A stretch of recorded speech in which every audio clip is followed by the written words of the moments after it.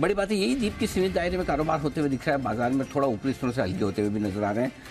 19,725 के आसपास का हाई बनाकर वहां से बाजार लगभग 75 अंक नीचे आए हैं। ऐसा नहीं कि बहुत ज़्यादा कमज़ोर हुए हों, लेकिन लेवल्स कम खराब है, मूड ज़्यादा खराब है ना, तो वो वाला हाल है। निफ्टी और सेंसेक्स बिल्कुल हल्के से लाल निशान में है। बैंक निफ्टी थोड़ा ज़्यादा कमज़ोर है। 45,150 का हाई बनाने, माफ़ कीजिएगा 46,150 का हाई बनाने के बाद 45,625 का लो बनाया है। तो बैंक निफ्टी पर कमजोरी अच्छी खासी ऊपरी स्तरों से 600 पॉइंट के आसपास की 500 पॉइंट की कमजोरी आती हुई दिख रही है। ये आपके लिए साफ साफ संकेत है। और इसका अंदाजा थोड़ा हम कल ही लगा रहे थे कि बैंक निफ्टी थोड़ा दबाव में रह सकता है निफ्टी के मुकाबले में। कल पुट भी खरीदने के लिए बिल्कुल, तो उस पर भी एक बार अपडेट देंगे। एफएमसीजी और बैंकिंग शेयर में सबसे ज़्यादा प्रॉफिट बुकिंग आपको नजर आएगी। एफएमसीजी को तो आईटीसी खराब कर रहा है और बैंक अपनी अपनी मर्जी से खराब होते हुए दिख रहे हैं, तो वो उनका अपना अपना हिसाब किताब है। ये दो सेक्टर ज़्यादा कमज़ोर आपके नजर आएंगे। एफएमसीजी में एशियन पेंट्स के रिजल्ट्स ने भी अपना काम कर दिया, सो ये कमजोरी की तरफ है। मेटल थोड़े मजबूत है, आज 2% मेटल इंडेक्स मजबूत है और मेटल के साथ साथ सीमेंट भी अच्छा मजबूत है आज के सेशन में। ये दो सेक्टर अच्छी मजबूती के साथ कारोबार करें। डाउ लगातार 11 दिन बढ़ने के बाद डाउ फ्यूचर्स 11 दिन चुपचाप बढ़ता रहा डाउ, बिना बताए। फ्यूचर्स में देखो तो सपाट और रोज देखो तो ऊपर, वैसे ही हाल आज भी है। फ्यूचर सपाट है, यूरोप भी थोड़ी सुस्ती के साथ कारोबार करता हुआ आपको इस वक्त नजर आएगा। ये अब तक की बड़ी बातें बाजार के आपके लिए। और इस बीच ब्रेकिंग न्यूज आगे चल IRCTC की साइट चल चुकी है। जिस किसी को भी अपनी टिकट करवानी है जाकर करवा सकते। परेशान हुए लोग सर वैसे। तो भैया IRCTC अगर बंद हो जाए तो किसी को तत्काल में करवानी हो, किसी को अचानक से जाना हो, प्रॉब्लम तो होती है ना। बट फाइनली IRCTC की वेबसाइट अब ऑन हो चुकी है, एंजॉय करें। वो भी कई सारे लोग जो इंटरसिटी ट्रेन लेते हैं, सुबह बुक करी शाम की टिकट, उनके लिए भी बड़ी परेशानी है। वो लाइन पे फिर खड़े रहो टिकट विन करके, काफ़ी परेशानी हुई है। तो चलिए IRCTC की तरफ से अपडेट आ रहा है। आई थिंक करीब ऑलमोस्ट 8 घंटे से सर्विसेज ठप थी, बट अब ये वापस शुरू हो चुके हैं। ये अपडेट आपके सामने आ चुका है। अगर आपको करनी है बुकिंग तो आप एक बार जाकर चेक भी कर लें अपनी ऐप पर या वेबसाइट पर। बट सर थोड़ा बाजार के बारे में बताइए। वैसे अगर आप देखें परसेंटेज वाइज उतनी बड़ी फॉल नहीं है, बट जो सुबह मूड ठीक ठाक दिख रहा था उसके बाद ये मूड खराब हुआ है, और स्पेशली जो बैंक से मूड खराब हुआ है। ये क्या चल रहा है? बैंक्स के लिए तो कोई ट्रिगर नहीं चल रहा है, एक बार एफएमसीजी के लिए फिर भी कह सकते हैं थोड़े ट्रिगर्स हैं। बैंक्स का मूड ऐसा क्यों खराब हो रहा है सर? मतलब पता नहीं, मतलब लगातार तीसरे दिन ग्रीन नहीं दिखने के लिए खराब है। अदरवाइज ऐसे देखा जाए तो सेंसेक्स निफ्टी फ्लैट है, फॉल तो नहीं है। बैंक निफ्टी थोड़ा सा कमजोर है। Mid cap small cap index हल्के से लाल निशान में। बढ़ने और घटने वाले शेयरों की संख्या में ज्यादा फर्क है नहीं। BSE पर 1700 शेयर मजबूत है, 1900 शेयर कमजोर है, कोई खास फर्क नहीं है। NSE पर 1000 शेयर मजबूत है, 1100 कमजोर है। तो ऐसा भी नहीं कि मार्केट बेट बहुत खराब हो, लेकिन आज मुझे लगता है जो प्रॉब्लम लोगों की ज्यादा लग रही है, जिसकी वजह से लोग नर्वस हो रहे हैं, वो ये कि जो शेयर आपके पास है वो ऊपर है, वो नीचे है, और जो आपका शॉर्ट है वो ऊपर है। करेक्ट। आज है ना, थोड़े अलग तरह के मूव आपको स्टॉक्स में देखने को मिल रहे हैं। जहां आप उम्मीद करते हैं कि अच्छा रहेगा वहां कमजोरी का रुझान है, जहां आपको लगता है कमजोर रहेगा वहां अच्छा होने का रुझान ज्यादा दिख रहा है। सो आई थिंक वो एक रीजन है कि लोग ज्यादा परेशान है। बट अदरवाइज ठीक है, हल्का फुल्का हेल्दी करेक्शन है। हाँ, ये जरूर है कि जो सुबह हमने बात की थी उसी के साथ रहना है।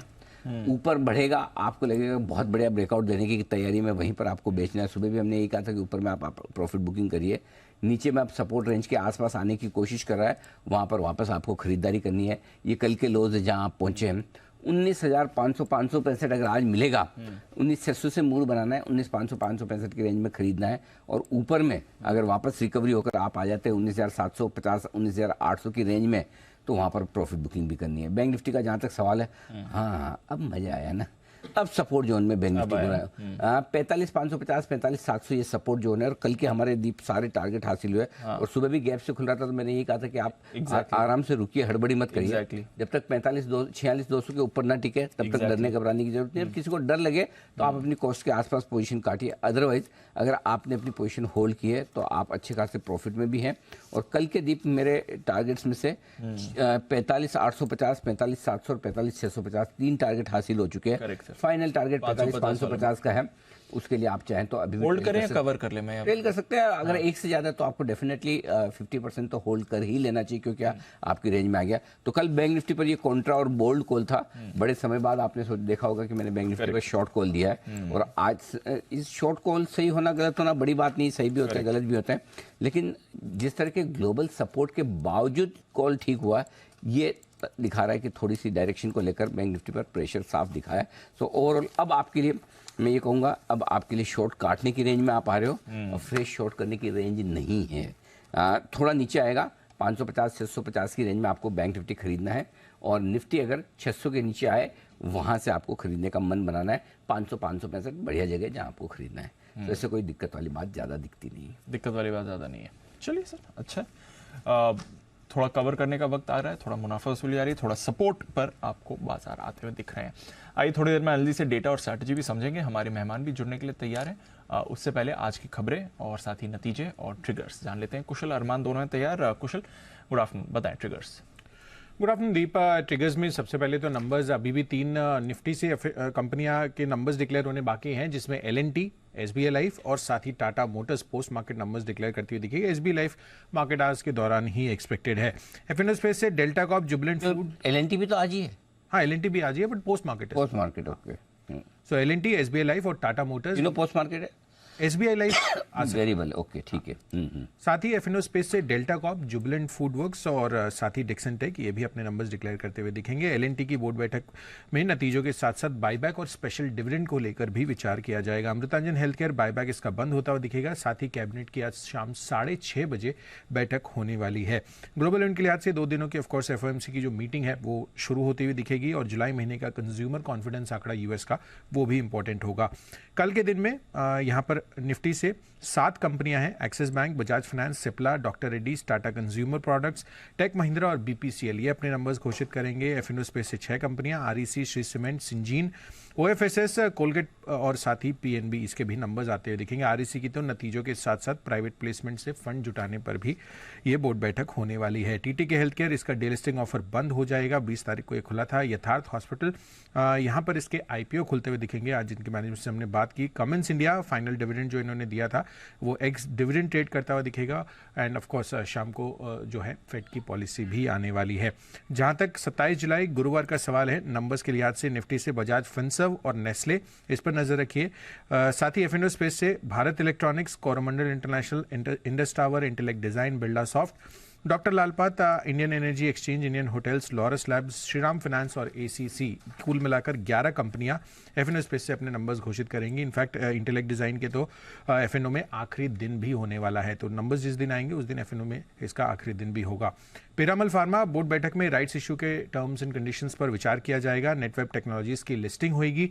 साथ ही हीरो मोटोकॉर्प, अल्ट्राटेक सीमेंट, दीपक नाइट्राइट और पिडलाइट, ये इनके जो फाइनल डिविडेंड इन्होंने डिक्लेयर किए थे, एक्स डिविडेंड घोषित हो जाएंगे। सारेगामा इंडिया, इसके डिमर्जर की भी एक्स डेट है। साथ ही BSE 500 से सारेगामा इंडिया हटेगा, डेटा पैटर्न्स जुड़ जाएगा। ECB की पॉलिसी भी है, फेड की पॉलिसी के बाद, और साथ ही दूसरी तिमाही का जो GDP आंकड़ा है US के लिहाज से वो भी इंपॉर्टेंट रहने वाला है। बहुत डेटा आने वाला है। एक और ट्रिगर, मैच ड्रॉ होगा या रिजल्ट आएगा? सर हो चुका है मैच, तो जीत गया ना, मैच चेक ड्रॉ कर हो रहा चुका है। अब तो ODI होगा। मैं चेक कर रहा था, मैंने कहा पता नहीं नहीं मुझे लगा मिस हो गया ना, आज तो कोई मैच नहीं। अब तो 27 तारीख को ODI है सर, फर्स्ट ODI। मुझे कुछ दूसरा सवाल ढूंढना पड़ेगा। मैं सोचा कुशल पूछा, अच्छा आज कौन सा मैच है, लेकिन कुशल बिल्कुल प्रिपेयर है। Very good, nice. Player of the match Mohammed Siraj sir. I am impressed. Ravichandran Ashwin के कितने विकेट हो गए? सब 12 लिए थे। नहीं टोटल अब 700 प्लस। सेकंड हाईएस्ट हो गए वो, मुथैया मुरलीधरन के बाद जी। नहीं एक्चुअली क्रिकेट में इतने आंकड़े, कुछ ना कुछ जितने अंदर घुसो ना करेक्ट सर, उतने आए। मार्केट के जैसा है, मार्केट में भी हर रोज में जब डेटा पढ़ता हूँ कुछ ना कुछ नया निकलता है। ऐसा लोग लगता है सेम चीज, और अंदर जितना घुसो उतना आप डेटा में पढ़ते रहो कुछ ना कुछ और नया समझ में आएगा। वैसे हाल क्रिकेट का, बट फिर भी आपकी जागरूकता वाकई में कमाल की है। Thank you sir. जी आइए अरमान से जाने, पहले नतीजे बताएं अरमान आज। कई सारे नतीजे आए हैं, जिसमें सबसे पहले अगर आप बात करें एशियन पेंट्स की, तो यहाँ पर आय जो है वो लगभग 6.7% के आसपास बढ़कर आई है। कामकाजी मुनाफा 36% के आसपास बढ़कर आया है। मार्जिन्स में भी आपको इंप्रूवमेंट दिखेगा, 18% से बढ़कर लगभग 23% के आसपास आते हुए दिखे हैं। और अगर आप ओवरऑल अगर आप देखें यहाँ पर Q1 में वो घरेलू जो डेकोरेटिव कारोबार में वॉल्यूम्स जो है वो डबल डिजिट ग्रोथ पर रही है। बजाज ऑटो, यहाँ पर आप देखें मुनाफा लगभग 42% के आसपास बढ़ा है। आय में देखेंगे तो लगभग 29% की बढ़ोतरी है। कामकाजी मुनाफा अगर आप देखेंगे 51% बढ़कर आया है और मार्जिन्स में भी आपको इंप्रूवमेंट दिखेगा, 16.2% से बढ़कर मार्जिन्स जो है 19% पर आते हुए दिखे हैं। केपीआईटी टेक यहाँ पर आय लगभग 8% बढ़ी है। इबिट की बात करें, कामकाजी मुनाफे की बात करें तो वहाँ पर भी लगभग 21% के आसपास की आपको बढ़ोतरी दिखेगी और मार्जिन्स में भी आपको इंप्रूवमेंट दिखेगा, 13.7% से बढ़कर मार्जिन्स जो है वो 15.4% पर आते हुए दिखे हैं। ज्योति लैब्स यहाँ पर बात करें तो मुनाफा लगभग अगर आप देखें दोगुना होता हुआ दिखा है। आय 15% के आसपास बढ़कर आई है। मार्जिन्स में अच्छा खासा आपको उछाल दिखा, 10% से बढ़कर 17% के आसपास आता हुआ दिखा और ये हमारा नाक का जो स्टॉक है वो भी रह चुका है। इंडोको रेमेडीज़ यहाँ पर अगर आप देखें तो मुनाफे में आपको कटौती आती हुई दिखी है। लगभग 39 करोड़ का जो मुनाफा था वो घटकर 24 करोड़ के आसपास आता हुआ दिखा है।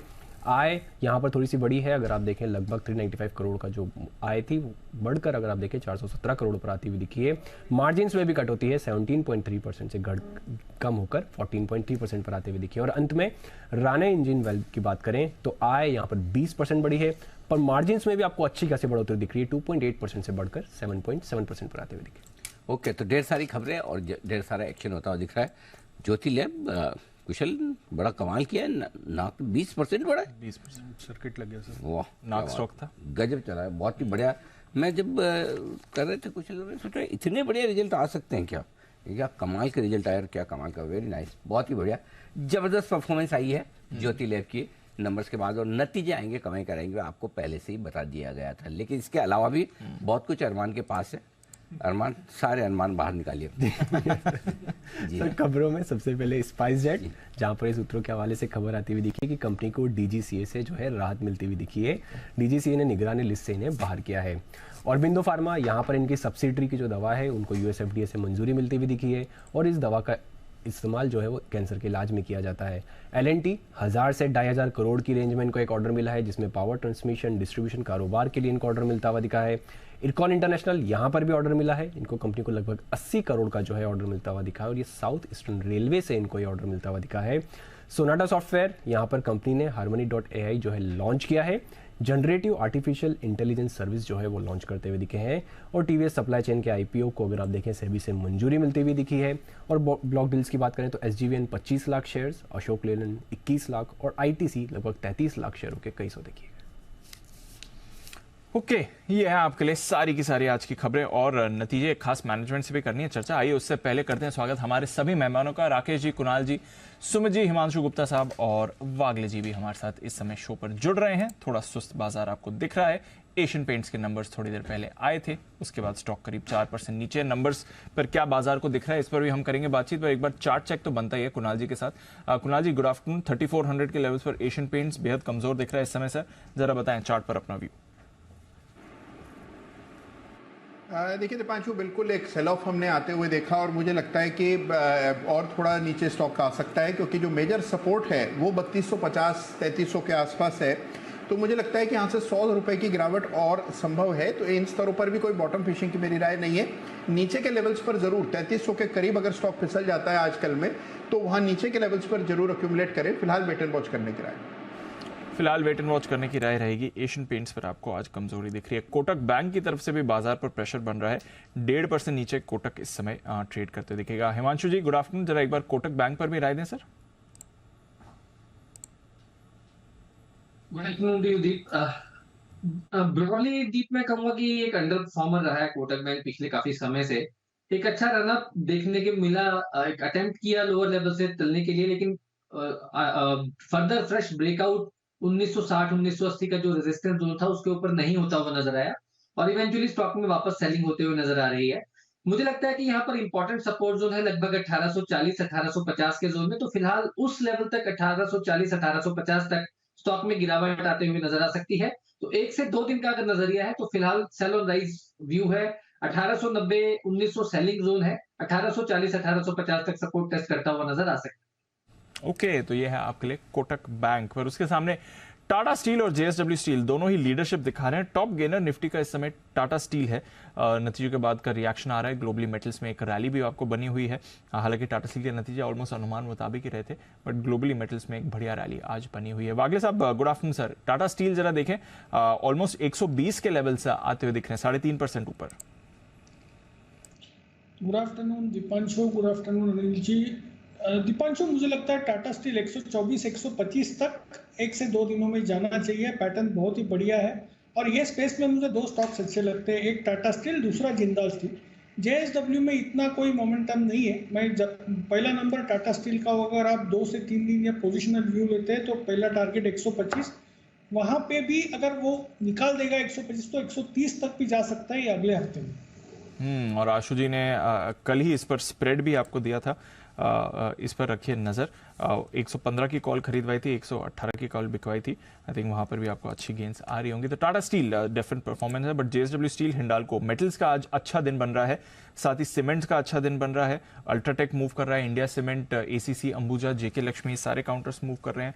ऑटोज में रखी नजर, टाटा मोटर्स नतीजों से पहले ये भी काफी एक्टिव होते हुए दिख रहा है इस समय, अच्छी तेजी इस पर भी बनी हुई है। तो थोड़ा मेटल्स, थोड़ा ऑटो, थोड़ा सीमेंट बाजार को सहारा दे रहे हैं, बट एफएमसीजी और बैंक्स यहां से सबसे ज्यादा कमजोरी आ रही है और आईटी भी थोड़ा सुस्त दिख रहा है इस समय। बिल्कुल, तो ये है आपके लिए पूरा का पूरा एक्शन, लेकिन एक्शन इस वक्त नतीजों का चल रहा है और नतीजों के सीजन को आगे बढ़ाते हुए वक्त है न्यूज पर व्यूज सेगमेंट का।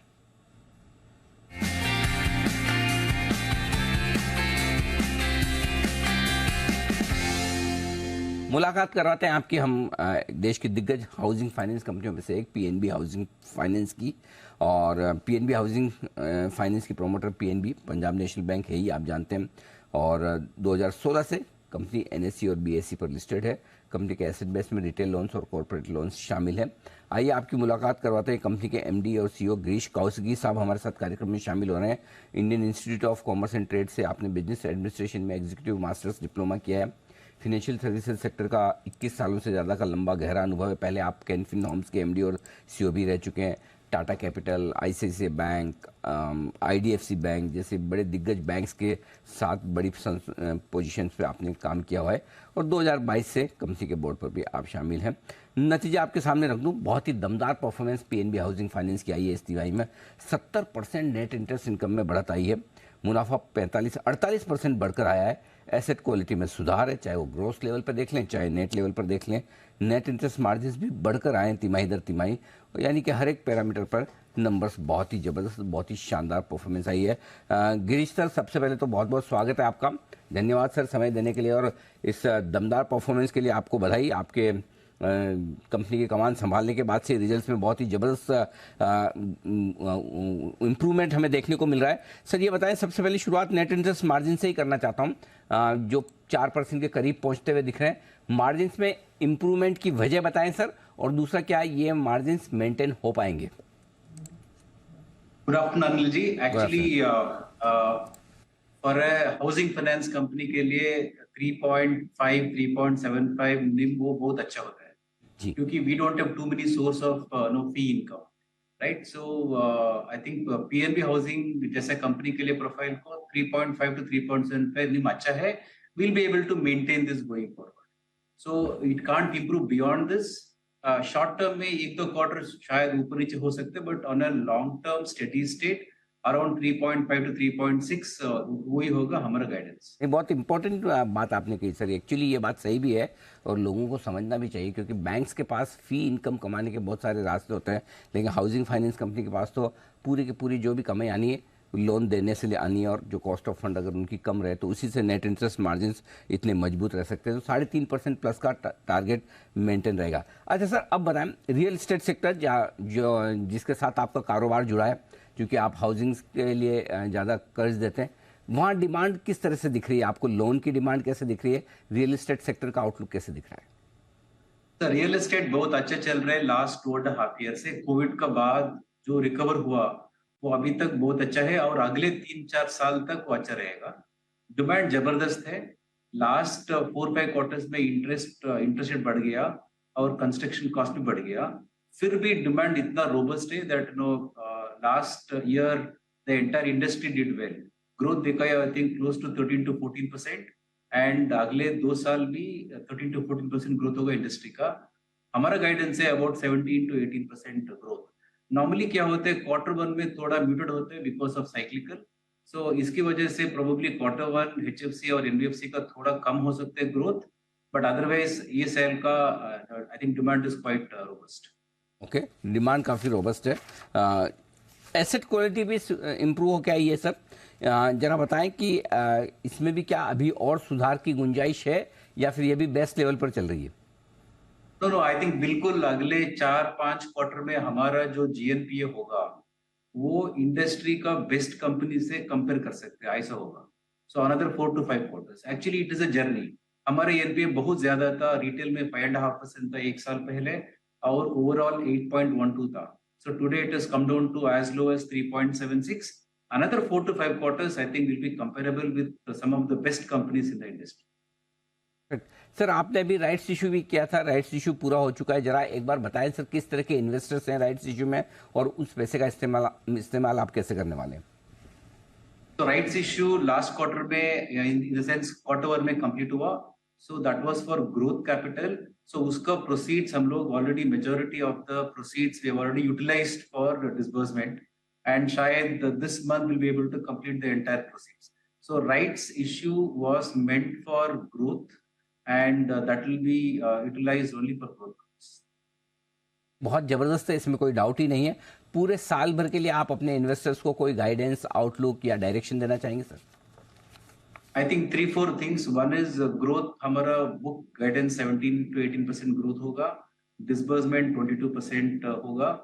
We have got into affordable business में this is the second quarter. So we have shown 66% increase in disbursement. So बहुत अच्छा traction है affordable में. So prime and affordable दोनों मिला के हमारा retail growth होगा 17 to 18%. वो एक guidance है. दूसरा हमारा NPA मैंने पहले बोला था another 4 to 5 quarters में one of the best levels देखने को मिल सकता है. तो ये है आपके लिए पूरा का पूरा साल भर का गाइडेंस भी.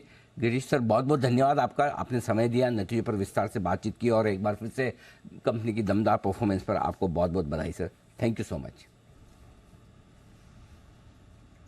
आइए बढ़ते आगे और जुबिलेंट फूड, इसके रिजल्ट्स आपकी स्क्रीन पर फ्लैश होते हुए दिख रहे हैं. दीप जरा एक बार बताएं जल्दी से कैसे हैं results? Anil ji almost exactly जो अनुमान लगाया था वैसे ही आते हुए दिख रहे हैं. प्लस और माइनस 1% की भी रेंज में आपको ये सारे नंबर्स दिखेंगे.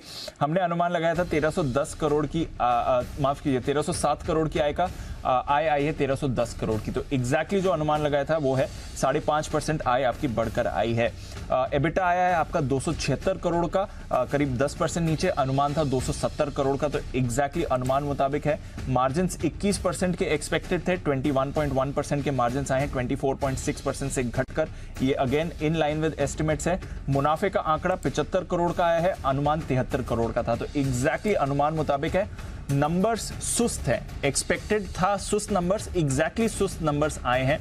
बट आई थिंक क्योंकि अनुमान मुताबिक आपको नंबर्स आते हुए दिख रहे हैं या थोड़ा उसके आसपास के दिख रहे हैं, इसलिए आप नंबर्स ऐसे देख रहे हैं. तो 1310 करोड़ की आय आई, 1307 करोड़ के अनुमान के सामने 5.5% खराब नहीं है. खराब नहीं है.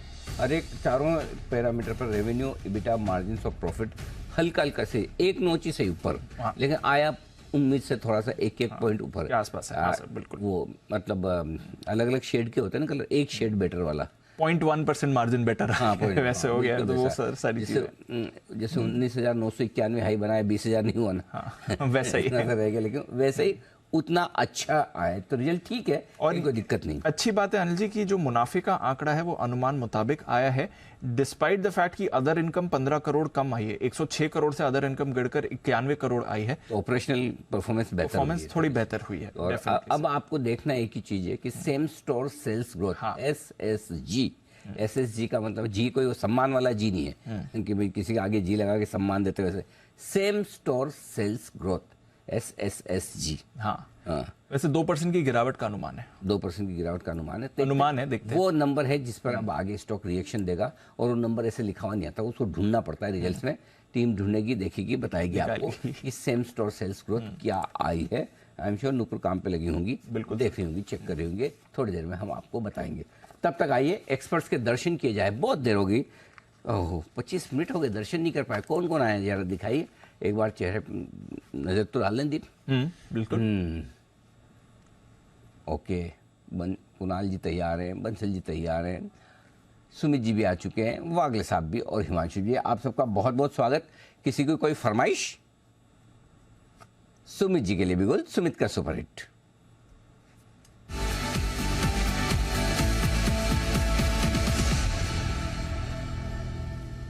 Sumit ji फरमाएं sir. Good afternoon Anil ji. Anil जी, मेरे पास अभी एक सेल कॉल रडार पे आया है। स्टॉक के अंदर थोड़ा सा प्रॉफिट बुकिंग देखने को मिल रहा है। स्टॉक का अभी फ्यूचर्स में भाव चल रहा है 883, 883 का अभी भाव है। स्टॉक का नाम है भारती एयरटेल। भारती एयरटेल में एक अच्छी तेजी के बाद थोड़ा सा प्रॉफिट बुकिंग का संकेत मिल रहा है। आज एक सेल ऑफ कैंडल देखने को मिल रहा है। कल का लो ब्रेक हो चुका है, तो मेरे को लग रहा है कि भारती एयरटेल के अंदर यहां से छोटा सा दबाव देखने को मिल सकता है। बिकवाली करें, स्टॉप लॉस लगाए इसके अंदर ऊपर में 895 का, 895 के स्टॉप लॉस से बिकवाली करके चलने का सलाह रहेगा भारती एयरटेल में। नीचे में जो टारगेट देखने को मिल सकते हैं, पहला टारगेट बनेगा 870 का, दूसरा टारगेट बनेगा 860 का। 2-3 दिनों का व्यू लेके भारतीय एयरटेल में बिकवाली करें 895 के स्टॉप लॉस से 870 और 860 के टारगेट्स के लिए। यह है आपके लिए राय भारतीय एयरटेल। आइए अगला बिगुल वागले साहब के लिए, वागले का वंडर।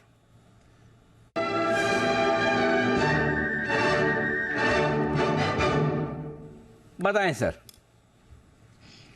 अनिल जी, मुथूट फाइनेंस में एक बड़ा वाला ब्रेकआउट देखने को मिला है। 1318.19 का भाव है। मुझे लगता है ये 1300 के स्टॉप लॉस से लिया जा सकता है। 1355 और 60 के बीच में का मेरा एक ही टारगेट होगा, जो मुझे लगता है आज और कल में आना चाहिए। मुथूट फाइनेंस खरीदारी करने की राय वागले साहब की, और राय हिमांशु गुप्ता साहब की भी जान ली जाए। बिगुल हिटमैन हिमांशु।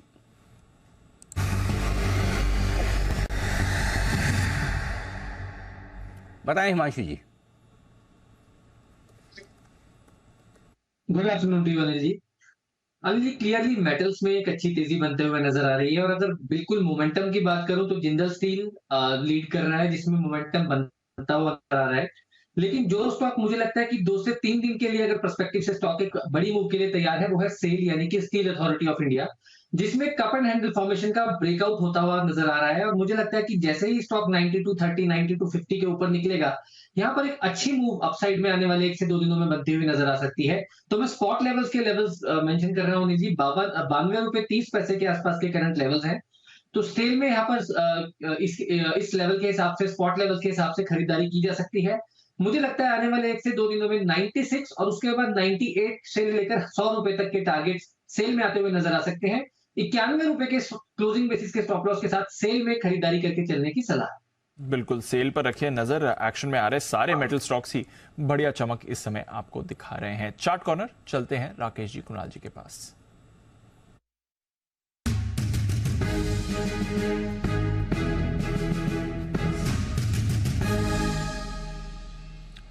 बताएं सर। चार्ट कॉर्नर पिक क्या है? जिंदल स्टील एंड पावर, बेहतरीन टेक्निकल स्ट्रक्चर है। एक ब्रेकआउट यहाँ पे देखने को मिल रहा है, साथ में एक पॉजिटिव क्रॉसओवर है और मोमेंटम इंडिकेटर्स। तो शॉर्ट टर्म के नजरिए से जिंदल स्टील एंड पावर पर खरीदारी की राय। ओवर टू कुणाल जी। देखिए, मेटल्स में तूफानी तेजी देखने को मिल रही है दीपांशु, और ये स्टॉक लीड कर रहा है फ्रॉम दी फ्रंट। तो हमारी खरीदारी की राय है जेएसपीएल पर मौजूदा स्तरों पर बाय करके चले। यहाँ पर 650 रुपए पर 650 पर एक स्टॉप लॉस रखे। पहला टारगेट होगा 685 रुपए का, 685 का। इवेंचुअल टारगेट 705 रुपए का। तो एक बड़ा मूव आना चाहिए 705 के टारगेट के लिए जेएसपीएल में खरीदारी की राय है। तो ये है आपके लिए जेएसपीएल 705 के टारगेट के लिए यहां पर खरीदारी करके चलनी है। सेम स्टोर सेल्स ग्रोथ या फिर आप LFL लाइक फॉर लाइक बोल सकते हैं। बेसिकली जुबिलेंट फूड की -1.3% पर आई है, यानी कि 1.25% गिर कर आई है। बट ये गिरावट है, अनुमान से बेहतर गिरावट है। अनुमान था करीब 2% की गिरावट का, तो अनुमान से कम गिरावट है। इसलिए आप देख रहे हैं थोड़ा स्टॉक भी एक्शन में है। और दूसरी बात, इनका जो बेस क्वार्टर था, यानी कि पिछले क्वार्टर में जो कंपैरिजन वाला क्वार्टर है, 1 साल पहले इसी क्वार्टर में, वहां पर एक एक्सेप्शनल लॉस था 26.5 करोड़ का। उसको एडजस्ट करके अगर आप देखें तो यहां पर जो मुनाफे का आंकड़ा आता है वो ज्यादा इंपॉर्टेंट बन जाता है। नॉनदलेस थोड़ी जो ये सेम स्टोर सेल्स ग्रोथ का आंकड़ा है, ये थोड़ा अनुमान से बेहतर है। जो थोड़ा मार्जिन का आंकड़ा है वो थोड़ा अनुमान से बेहतर है। बाकी फ्रंट पर तो ऑलमोस्ट अनुमान मुताबिक नंबर्स हैं। तो खराब नंबर्स हैं, बट और खराब नहीं है, अनुमान मुताबिक ही नंबर्स आते हुए दिख रहे हैं। इसका इंपैक्ट आप देख रहे हैं। तो जुबिलेंट फूड पर अभी एक स्पाइक ये बनते हुए दिख रहा है। सुमित जी, वैसे तो चार्ट पैटर्न कमजोर था, बट अब जो नंबर्स के बाद रिएक्शन इस पर आते हुए दिख रहा है, अब लेवल्स क्या इंपॉर्टेंट बन जाते हैं। इस स्पाइक पर क्या करना चाहिए सर जुबिलेंट फूड में? दीपांशु, रिजल्ट के बाद का रिएक्शन आ रहा है, पॉजिटिव साइड का मूव देखने को मिल रहा है। 480 के ऊपर आज का क्लोजिंग चाहिए, 480 के ऊपर आज क्लोजिंग अगर देखने को मिल जाता है तो ये बाउंस बैक कंटिन्यू रह सकता है और 495 से 500 रुपए तक का मूव जुबिलेंट फूड में फिर देखने को मिल सकता है। तो ट्रेलिंग स्टॉप लॉस लगा सकते हैं जिन्होंने लॉन्ग पोजीशंस बना रखा है। नीचे के अंदर इमीडिएट अच्छा सपोर्ट बनेगा 470 का और क्लोजिंग बेसिस पे आज 480 के ऊपर अगर क्लोजिंग मिल गया तो फिर एक अच्छा मूव ऊपर की तरफ बनेगा 15 से 20 का। ओके, तो ये है आपके जुबिलेंट फूड पर राय आती हुई इस वक्त। आइए बढ़ते आगे और अब वक्त है सेठ साहब से मुलाकात करने का।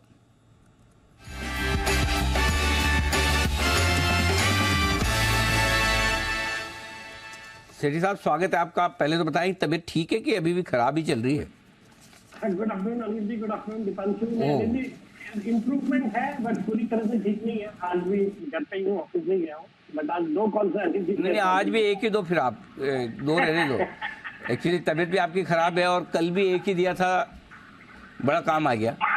कंट्रोल प्रिंट पूरा बायबैक का ऐलान और 20% मेरे ख्याल से सुबह तो बहुत ही जबरदस्त। एक बार कंट्रोल प्रिंट लेके आइए जरा स्क्रीन पर, कितना बड़ा हुआ है। अब थोड़ा नीचे आया लेकिन सुबह तो बहुत ही मजबूती के साथ खुला और सारे टारगेट हासिल हुए। तो पहले तो कल कंट्रोल प्रिंट के लिए बधाई आपको सेठी साहब। आई एम श्योर टारगेट सारे हासिल हुए होंगे। एक बार जरा अपडेट भी दें और बताएं सर आज की पिक्स। रिमेम्बरिंग कंट्रोल प्रिंट कल दिया था और आज सुबह सुबह खबरें आई कि ये लोग 31 तारीख की बोर्ड मीटिंग में बाईबैक कंसीडर करने वाले, तो स्टॉक में एक अच्छी तेजी देखने को मिली सुबह। तो मेरे जो टारगेट थे वो ऑलमोस्ट मीट हो गए। स्टॉक उसके बाद थोड़ा करेक्ट हुआ बट मुझे लगता है ये बिल्कुल रखना चाहिए in the run up to the buyback week. मुझे लगता है अच्छा करेगा स्टॉक, तो स्टिल अ होल्ड। और बाकी अनिल जी, आज का जो मेरा पहला स्टॉक है ये एक सीमेंट सेक्टर की कंपनी है, छोटी साइज की सीमेंट कंपनी है। स्टॉक का नाम है श्री दिग्विजय सीमेंट, जो अभी 79 के लेवल्स पे ट्रेड करता है। पहले इसके शॉर्ट टर्म टारगेट है 90 रुपए के, स्टॉप लॉस रखना है 75 रुपए का। ये कंपनी के प्रोमोटर्स है ट्रू नॉर्थ फंड और इसमें आपके हमनाम अनिल सिंघवी जी, जो कि आईकैन इन्वेस्टमेंट एडवाइजर्स वाले हैं और सीमेंट इंडस्ट्री में एक बहुत ही रिस्पेक्टेड नाम है, वो भी इसमें 2.22% स्टेक ओन करते हैं और इस कंपनी के बोर्ड में एज एन एग्जीक्यूटिव चेयरमैन कार्यरत है। बाकी कंपनी की 1.2 मिलियन टन की सीमेंट की कैपेसिटी है। कमल ब्रांड इनका सीमेंट का है और गुजरात में इनके 1000 से ज्यादा चैनल पार्टनर्स है। और अनिल जी आज और ये कंपनी के पास एक कैप्टिव सी पोर्ट भी है। फिर हाल ही में इनको एक लाइमस्टोन का माइन भी अलॉट हुआ है।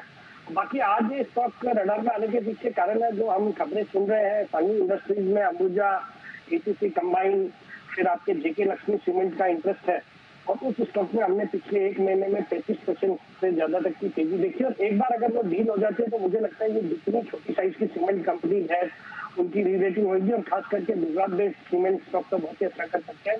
तो उस लिहाज से भी आज ये रडार पे है। बाकी फंडामेंटल बहुत ही दमदार है इस कंपनी पे। डिविडेंड यील्ड है 5% की, पिछले साल 4 रुपए का डिविडेंड दिया। Return on capital employed 21%, return on equity 18%। March quarter बहुत ही दमदार था, 24 करोड़ का पैट रिपोर्ट किया जो पिछले साल 12 करोड़ का पैट था, मतलब दोगुना हो गया जो इनका पैट था। तो इस तरह की कंपनी है और कंपेयर टू सांगी इंडस्ट्रीज जो कि एक लॉस मेकिंग कंपनी है, 325 करोड़ का FY23 में नुकसान था उसमें। तो अनिल जी मुझे लगता है ये स्टॉक अच्छा करेगा, खरीदारी करने की सलाह है। 90 रुपए के टारगेट है, 75 रुपए का स्टॉक लॉस। ओके, तो श्री दिग्विजय सीमेंट है पहला स्टॉक जहां पर खरीदारी करने के लिए 90 का टारगेट। सीमेंट स्टॉक्स में आज जबरदस्त सेक्शन आज सुबह से देख ही रहे। बताएं सर दूसरा स्टॉक। आज का अनिल जी दूसरा स्टॉक है एक मिड कैप IT स्टॉक है। कंपनी का नाम है सोनाटा सॉफ्टवेयर, जो अभी 1057 के लेवल्स पे ट्रेड करता है। पहले इसके शॉर्ट टर्म टारगेट है 1100 रुपए के, स्टॉप लॉस रखता है 1040 का। ये भी एक बहुत ही अच्छी क्वालिटी की मिड कैप IT कंपनी है जो कि mainly platform led digital transformation, data analytics, cloud transformation इस तरह की सर्विसेज प्रोवाइड करती है। कई सारी इंडस्ट्रीज जैसे रिटेल है, ट्रेवल है, मैन्युफैक्चरिंग है, इन सबको कैटर करती है। और इनका हर एक सेगमेंट के लिए, जैसे ट्रेवल है उनके लिए रेजोपिया नाम का एक प्लेटफॉर्म है, रिटेल के लिए ब्रिक एंड क्लिक नाम का प्लेटफॉर्म है, मैन्युफैक्चरिंग के लिए कार्टोपिया नाम का प्लेटफॉर्म है। और मुझे लगता है ये जो मिड कैप IT स्टॉक्स को अलग देखना चाहिए। पहले तो IT स्टॉक्स में अच्छी तेजी हो रही है और मिड कैप IT के तो कुछ बात ही नहीं करते हैं। बिकॉज अनिल जी हाल ही में मैंने न्यूजन सॉफ्टवेयर रिजल्ट के पहले रिकमेंड किया था 650 के लेवल से, अभी 850 के लेवल से। आज KPIT टेक्नोलॉजीज के नतीजे आए, वो भी बहुत ही दमदार थे। मुझे लगता है इस कंपनी के भी जो इस तिमाही के नतीजे रहेंगे, नतीजे अच्छे होने चाहिए। वैसे भी फंडामेंटली एक सॉलिड कंपनी है जिसके return on equity close to 34%, debt equity ratio 0.38 का है। FIDs भी अच्छा खासा बुलिश है, अराउंड 28% स्टेक ऑन करते हैं इसमें। मुझे लगता है ये स्टॉक अच्छा करना चाहिए, खरीदारी करने की सलाह है for target of 1100, stop loss of 1040। तो ये है सिटी साहब की तरफ से दो बेहतरीन कैश कॉल्स आपके लिए, श्री दिग्विजय और सोनाटा सॉफ्टवेयर एस्लेटर्स के काउंटर, खरीदारी करके चलें। सिटी साहब बहुत बहुत शुक्रिया जुड़ने के लिए और अपनी कॉल्स शेयर करने के लिए। आइए अनिल जी के भी 2:30 बजे की मार्केट स्ट्रैटेजी ले लेते हैं।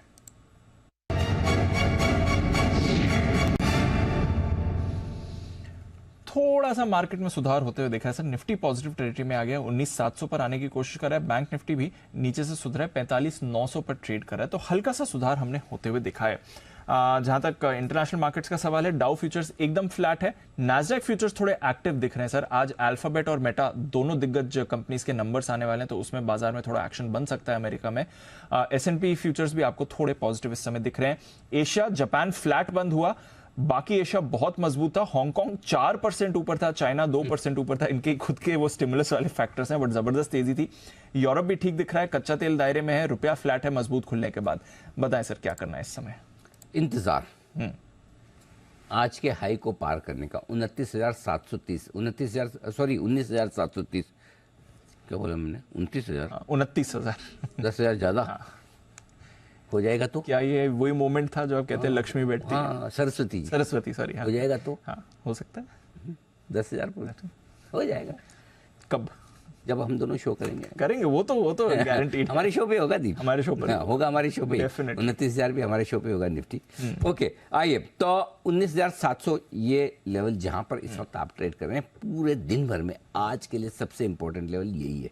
अब आप पूछेंगे क्यों यहाँ पे ट्रेड कर लिए इसलिए इंपॉर्टेंट हो गया? जी नहीं, इंपॉर्टेंट डेटा के लिहाज से। आप 2 बजे पूछते तब भी यही कहता, आधा घंटे बाद पूछेंगे तब भी यही कहूंगा, और क्यों कहूंगा वो बता दूं। 19,700 के पुट और कॉल दोनों पर हाईएस्ट ओपन इंटरेस्ट है, परसों की एक्सपायरी वाला है। एक ही स्ट्राइक प्राइस पर हाईएस्ट ओपन इंटरेस्ट है। फर्क सिर्फ इतना है, 19,700 के पुट पर 92 लाख शेयर हैं, कॉल्स में 1.5 करोड़ शेयर है, यानी कॉल राइटर्स थोड़े से ज्यादा है। अब क्या होगा इसका मतलब? नीचे के लेवल पे सपोर्ट लेगा, ऊपर के लेवल पे प्रॉफिट बुकिंग आई। ये बात कल और आज के लिए, आज सुबह हमने बात कर ली कि दोनों तरफ ट्रेड करना है। गर्मी खाएगा तो डरना नहीं है, वहां पर बेचना है, और नीचे आएगा तो डरना नहीं है, लेना है। तो एकदम सपोर्ट रेंज के आसपास पहुंचा है, वहां से रिकवर होने की कोशिश करा है। अभी बचे हुए 1 घंटे के लिए आपको क्या करना है? 19,730 ये है वो लेवल, 730-35 जिस पर आज हाई बनाया। अगर ये 3 बजे के पहले पार निकल के टिक जाता है तो 19,750 से लेकर 19,785 तक जाने की कोशिश निफ्टी करेगा, वहां पर हम प्रॉफिट बुक करेंगे। और पहले अगर 19,700 के आसपास आकर नीचे आ जाता है तो आपका वही 19,650 की रेंज में हल्की फुल्की खरीदारी करनी है। तो ऐसा भी नहीं कि रिकवर हो रहा है तो बहुत कूदना है, रिकवर हो रहा है तो तुरंत अपनी पोजिशनिंग बना लो। आ रहा है ना ऊपर, मुझे बेचना है, राइट। खराब हो रहा है, पोजिशन पूरी चेंज, आ रहा है नीचे तो मुझे लेना है। उल्टा सोचो, गॉट इट, या सोचो जैसे सोचना करो, यही करो। हाँ ठीक है। सो ये बहुत क्रिस्टल क्लियर है। ऐसा नहीं कि बहुत तेजी है, बहुत मंदी वाला मार्केट है, तो लेवल से खरीदिए, लेवल से बेचिए। 19,700 क्रूशियल है, 19,700 के ऊपर बंद होना चैलेंज है आज। 3 बजे तक आपको 19,700 के ऊपर रहना जरूरी है, नहीं तो 1.5 करोड़ शेयर के पुट राइटर जो खड़े हैं ना, ये आपको जीने नहीं देंगे आराम से। ये बार बार नीचे लेके आएंगे, 19,650 की तरफ पीट के लाएंगे, फिर आप ताकत इकट्ठी करके 19,700 की तरफ आएंगे, फिर पीटेंगे, नीचे लाएंगे। तो 19,700 का कॉल राइटर तभी डरेगा जब आप 3 बजे के पहले 19,700 को पार करके निकले, और 19,730 का हाई पार करेंगे 3 बजे के पहले, तो ये शॉर्ट भी काट लेंगे। अच्छा, हाँ, फिर तो मतलब वो तो फायरवर्क्स होंगे। फिर फायरवर्क्स जैसा तो नहीं होगा, लेकिन कुछ तो होगा। हाँ, फायरवर्क्स तो जैसे डेटा है नहीं थी, छोटा सा। हाँ, बट अपसाइड बनेगी, 775 तक की अपसाइड बनेगी, 785 तक की। ये 100 पॉइंट ऊपर तो जाएंगे। बैंक निफ्टी एक ही लेवल इंपॉर्टेंट है, 46,000। 46,000 के पुट और कॉल दोनों पर हाईएस्ट ओपन इंटरेस्ट है। पुट पर 35 लाख शेयर और कॉल्स पर 75 लाख शेयर। जाहिर सी बात है, दबाकर कॉल राइटिंग बैंक निफ्टी में हुई पड़ी है, और इसीलिए बैंक निफ्टी ज्यादा कमजोर भी है। 46,000 का मेक और ब्रेक लेवल से 300 पॉइंट नीचे, तो बैंक निफ्टी तो कमजोर ही है। और इस कमजोरी के संकेत कल ही आ गए थे। कल हमारा शॉर्ट कॉल भी था। 4 में से 3 टारगेट हासिल हो चुके हैं बैंक निफ्टी में। अब फ्रेश शॉर्ट आपको यहाँ नीचे नहीं करना है। मैं 2 बजे भी बोला था, शॉर्ट करने के लिए लेवल आने दो। 46,000 प्लस में शॉर्ट करना है। जब 46,000 के ऊपर दिखेगा तो शॉर्ट करना है, 46,000 के नीचे शॉर्ट नहीं करना। क्या पता वापस 46,000, 46,075, 175, 200 आए, वहां आए, टुकड़ों टुकड़ों में बेचिए। आपके शॉर्ट हैं तो आपको शॉर्ट नीचे में काट लेने, क्योंकि उस रेंज में जाकर आया है। हमारी रेंज थी 45,550 45,700 की, उसके बीचों बीच में 45,625 पे लो बना के निकल के आ गया, एकदम रेंज के बीचों बीच में गया है। सो बिल्कुल शॉर्ट अभी नहीं रहना है, अभी शॉर्ट काट लीजिए, ऊपर आने दीजिए 46,000 के बाद वहाँ से व्यू करिएगा। तब तक बैंक निफ्टी के लिए आज 46,000 के ऊपर बंद होना ऑलमोस्ट इम्पॉसिबल लगता है, बहुत मुश्किल है। घूम फिर के आएंगे तो भी बंद 46,000 के नीचे होना, तो 46,000 के आसपास ऊपर आपको बेचना है, नीचे में वही 45,750 45,700 45,550 इस रेंज में खरीदना है। Got it. बस रेंज से काम करिए, बीच वाले में छोड़ दीजिए जिसको करना कर। आप ये सोचो कि बीच में जो भी ट्रेड हो रहे हैं, हो तो रहे, कोई तो कर रहा है, हम बोले मत करो फिर भी कोई तो कर रहा है। तो आप ये समझो कि कोई आपने आदमी लगा रखे हैं बहुत सारे मार्केट में जो आपके लिए काम कर रहे हैं, वो किसी रेंज की किसी एक सिरे की तरफ ले जाने की कोशिश कर रहे हैं। इसके लिए आपने लोगों को हायर किया है। आपको तभी काम करना है, इंस्ट्रक्शन तभी देना है जब वो रेंज के किसी एक सिरे पर आए, नीचे की तरफ आए लेना है, ऊपर की तरफ आए देना है, और डरना मत, मौका बन रहा है जब आए तब करना, डरना मत। Okay, got it sir. चलिए, ये है अनिल जी की तरफ से राय। आइए सुमित जी के एक बिगुल, सुमित का सुपर हिट।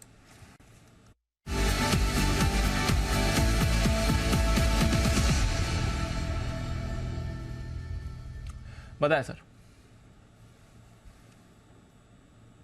173 173 रुपए का अभी भाव है। स्टॉक का नाम है ओएनजीसी। ओएनजीसी के अंदर मोमेंटम है, ओएनजीसी के अंदर ब्रेकआउट है।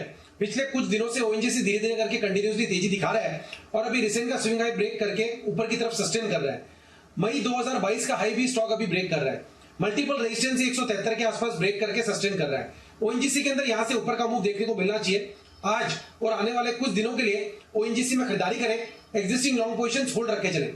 यहां पे सीएमबी पे खरीदारी करें, नीचे में स्टॉक का जो सपोर्ट और स्टॉप लॉस बनेगा 169 170, ये स्टॉक का नीचे में सपोर्ट है, तो 169 का नीचे में स्टॉप लॉस लगाना है और ऊपर में जो टारगेट देखने को मिल सकता है, पहला टारगेट बनेगा 177 रुपीज का, दूसरा टारगेट बनेगा 180 रुपए का।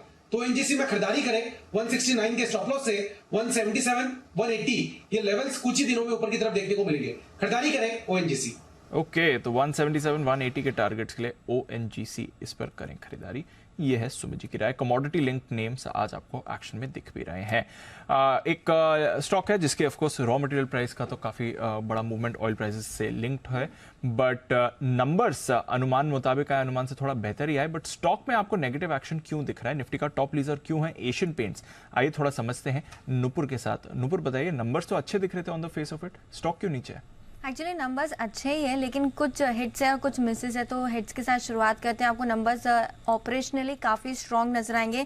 कामकाजी मुनाफा देखें तो वहाँ पे मजबूत ग्रोथ इस क्वार्टर में आती हुई दिखिए। 1970 करोड़ का हमारा अनुमान था और 2121 करोड़ के आसपास की आई है। 21% के मार्जिन हम बाजार लेके चल रहा था, उसके अगेंस्ट 23% के मार्जिन इस क्वार्टर में कंपनी ने किए। तो ऑपरेशनली अगर आप देखेंगे तो नंबर्स काफ़ी स्ट्रॉन्ग नजर आएंगे। मिस अगर आप देखें जो कंपनी की आय आई है वो अनुमान से थोड़ी सी कम आती हुई दिखिए। 100 करोड़ से वहां पे मिस आते हुए दिखाता, तो ये एक मिस है।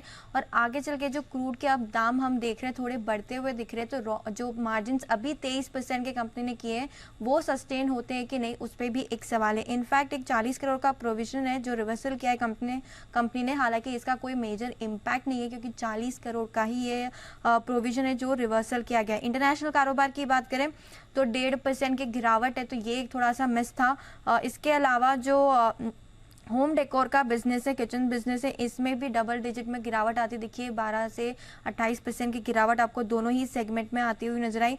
लेकिन हिट में फिर से इंडस्ट्रियल कारोबार आते हुए दिखेगा क्योंकि यहाँ पर आपको मजबूत ग्रोथ दिखी थी। इसके दोनों सेगमेंट में करीबन 15% की मजबूत ग्रोथ आई थी।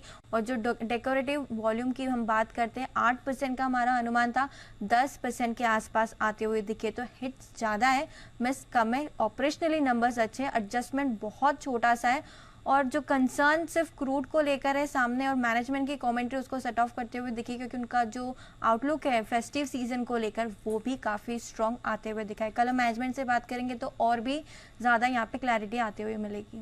ओके, तो ये है आपके लिए सारा का सारा एक्शन एशियन पेंट्स की तरफ से आता हुआ नतीजे के बाद का पूरा एक्शन।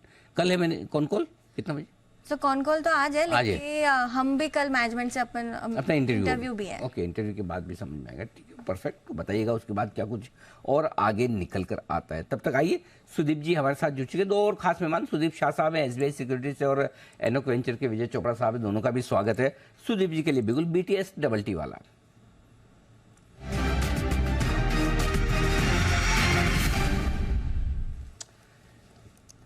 बताएं सुदीप जी। अनिल जी, एक स्टॉक जो अभी ब्रेकआउट कर रहे हैं और अभी पिछले 5 मिनट में एक बड़ा वॉल्यूम के साथ एक मूव आ रहा है, वो है बेक्टर फूड्स। जब मैं आइडेंटिफाई कर रहा था तब ये 875 880 था, अब थोड़ा ऊपर आ गया है। पर ये कोई भी डिप पे अगर 880 और 890 के बीच में अगर हम इसे ले पाते हैं तो जरूर लेना चाहिए। 865 इसका स्टॉप लॉस, और 940 और 960 मुझे लग रहा है यहाँ पे टारगेट आ सकता है। इस स्टॉक ने पिछले 2-2.5 महीने का जो कंसोलिडेशन था, ये कंसोलिडेशन में से एक सडन ब्रेकआउट आया है।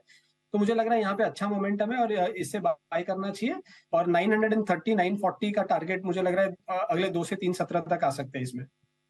940 960 के लिए मिसेस बेक्टर्स फूड को खरीदने, और खरीदने की वजह भी आपको पता है। जुबिलेंट फूड के नतीजों के बाद फिर से खाने पीने वाली कंपनियों के खाने पीने का कारोबार करने वाली कंपनियों के स्टॉक्स में थोड़ा एक्शन आते हुए दिख रहा है। आई डोंट थिंक डायरेक्टली इनका कोई रिलेशन है, नहीं, डायरेक्टली बिल्कुल भी नहीं है, के तौर पर दूर दूर तक नहीं है। बट अदरवाइज जो लेकिन इंडिकेशंस आ रहे हैं, एक ही सेक्टर के है ना भाई, इसलिए थोड़ा सा मुझे लगता है कि थोड़ा इंटरेस्ट जागा है। आइए, चोपड़ा साहब भी हमारे साथ कार्यक्रम में हैं तैयार। और चोपड़ा साहब, आपकी जानकारी के लिए मैं बता दूं, पहले तो आपका स्वागत है सर। आपकी जानकारी लेके बता दूं, पिछली बार के हमारे अनुभव को देखते हुए, आपके साथ जो हमारा अनुभव था पिछले शो में, उसको देखते हुए हमने आपके लिए एक बिहुल जाड़ पहुंच के एकदम साफ सुथरा करके नाला धुला के तैयार रखा हुआ है। जब भी आपका आदेश होगा बजाया जाएगा। तब तक आइए सर, एक बार जरा सीमेंट सेक्टर पर आपसे राय लेना चाहता हूँ। सीमेंट स्टॉक में बढ़िया तेजी, गर्मी नजर आ रही है, बताएं सर आपका व्यू। अनिल जी, मेरी आई थिंक पिछले हफ्ते भी हमने डिस्कस किया था सीमेंट सेक्टर के बारे में, और मैंने ये बात बोली थी कि जनरली मॉनसून जो होता है वो थोड़ा सा टेपिड रहता है, हल्का रहता है season as per sales are concern, क्योंकि काम रुक जाता है। मगर मॉनसून के पश्चात बहुत अच्छा खासा काम चालू हो जाता है सितंबर से। तो मुझे लगता है मॉनसून का टाइम बहुत अच्छा होता है सीमेंट क्षेत्र के स्टॉक्स को लेने के लिए। और लास्ट टाइम मैंने मेंशन किया था कि मुझे ग्रासिम अच्छा लगता है, मुझे ACC अच्छा लगता है, और आज ACC में हमने अच्छी चाल भी देखी है। तो अगर आप मुझसे पूछें कि मेरा बेस्ट पिक क्या है, तो वह ACC है। JK सीमेंट में ऑलरेडी हमने आज तेजी देखी। तो जो दिग्गज कंपनीज हैं सीमेंट में, उनको एक्यूमुलेट करना चाहिए। और मुझे लगता है कि जिस तरीके का बजट था, इंफ्रास्ट्रक्चर पर फोकस था, 24 में इलेक्शंस हैं, तो सरकार को बहुत सारी चीज़ें इम्प्लीमेंट करनी पड़ेंगी। जो उन्होंने वादे किए हैं वो इम्प्लीमेंट अब होते हुए दिखेंगे, क्योंकि जाहिर सी बात है कि अगर इम्प्लीमेंट नहीं होंगे तो एक व्यू बन जाएगा पब्लिक में कि काम नहीं होता। तो मुझे लगता है कि अब बहुत ज़बरदस्त तरीके से रोल आउट होना शुरू होगा, और सड़कें भी बनेंगी, और बहुत इंफ्रा में काम होने वाला है। तो सीमेंट एलाइड सेक्टर है, मुझे लगता है कि अच्छा करना चाहिए। तो ACC मेरी टॉप पिक है। उसके अलावा ग्रासिम, अल्ट्राटेक अगर आप देखें वो बहुत अच्छे हैं। JK सीमेंट अच्छा है, और बड़ी कंपनियों में डालमिया सीमेंट है, डालमिया सीमेंट भी मुझे अच्छा लगता है। तो इन सब कंपनीज पर ध्यान दिया जाए। तो सीमेंट रखिए और मिड कैप सीमेंट पर रखिए नजर, यहाँ पर एक्शन आ सकता है। आज खबर भी है, सांगी इंडस्ट्रीज को खरीदने के लिए 3 सीमेंट कंपनियां तैयार हैं। आइए, वागले साहब के लिए एक बिगुल वागले का बंडर।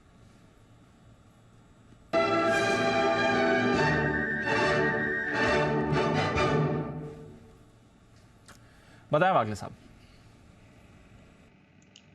दीपांशु, गेल बाय करके चलना है। मेरा ये BTST होगा। 115 का एक मल्टीपल रेजिस्टेंस क्लियर किया है, अभी 116 का भाव है। मुझे लगता है ये 120 तक ये मुंह में जा सकता है, शायद ये कल ही होगा। तो आप स्टॉप लॉस एकदम क्लोज रखें, लगभग 113.5 का एक 1.5-2 रुपए नीचे, और टारगेट 120। यह है गेल पर राय वागले साहब की तरफ से खरीदारी करने की आपके लिए। सेल, गेल, JSPL, ONGC, सारे शॉर्ट फॉर्म वाले जितने स्टॉक्स है उसमें भी सरकारी कंपनी वाले, वहाँ पर सबको खरीदारी का मूड बनता हुआ नजर आ रहा है। खरीदें 113.50 का स्टॉक, 120 का टारगेट। आइए बढ़ते हैं आगे, और अब वक्त है नितिन जी से मुलाकात करने का। निफ्टी के निशानेबाज श्री नितिन जी मुरारकर।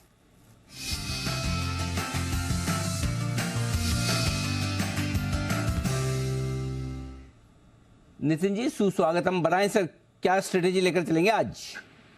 अनिल जी यहाँ पे छोटे से स्टॉप लॉस के साथ 19,700 की पुट ऑप्शन लेंगे, 75 की चल रही है अभी, 74, 75, 19,700 की पुट ऑप्शन, स्टॉप लॉस होगा आपका 55 रुपए का, यानी आप 74.5 में लेंगे, 55 रुपए का स्टॉप लॉस होगा और टारगेट इसके होंगे 100 से लेके 110 रुपए के। 110 के टारगेट के लिए निफ्टी का पुट ऑप्शन खरीदना है, ये है 19,700 का। बैंक निफ्टी पर भी राय दें सर? अनिल जी एक ही ट्रेड होगा निफ्टी की पुट ऑप्शन, और स्टॉप लॉस स्ट्रिक्ट रखेंगे 55 का, 20 रुपए का, अगर हिट होगा तो निकल जाएंगे, 74, 75 में लेना है। ओके ठीक है, चलिए ये है आपके लिए राय। निफ्टी पर यहीं पर पुट ऑप्शन खरीदें, ज़्यादा बढ़िया। बैंक निफ्टी भी 45,875 के आसपास से 50 अंकों के नुकसान के साथ मिला जुला सा करो। वही देख लो दीप, 19,700 पार नहीं हो पा रहा, वहीं पहुंचा है, 46,000 के पार पहुंचता है थोड़ी पिटाई शुरू हो जाती है।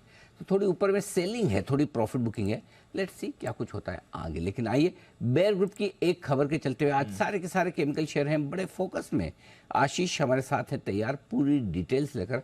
आशीष क्या हो रहा है केमिकल शेयरों में? सर लगातार जितनी भी बड़ी कंपनी है सभी अपने फोरकास्ट में कटौती कर रही हैं, और क्योंकि सर काफी सारी हैं जो आगे आपको बताऊंगा चीजें। पहले अगर आप बता देता हूं कि कितने आउटलुक में कटौती की है। दरअसल अगर आप देखें तो आउटलुक में काफी अच्छी खासी कटौती की है। ग्लाइफोसेट ये एक हर्बिसाइड होता है जो काफी अहम केमिकल है इनका, और यहाँ पे भारत में भी काफी सारी कंपनीज है जो इसको बनाती है। यहाँ पर ये मान रहे कि इसकी बिक्री यहाँ पर घटती हुई नजर आ सकती है। क्या काम आता है? हर्बिसाइड की तरह काम होता है।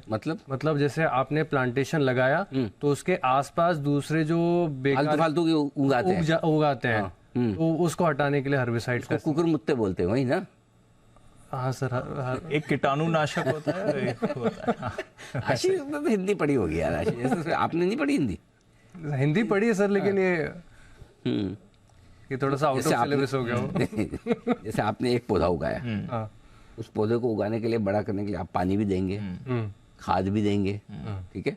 उसके चक्कर में ऐसा तो नहीं सारी की सारी उसी की जड़ में जा रही है। आसपास में बहुत सारे आ जाते हैं ना।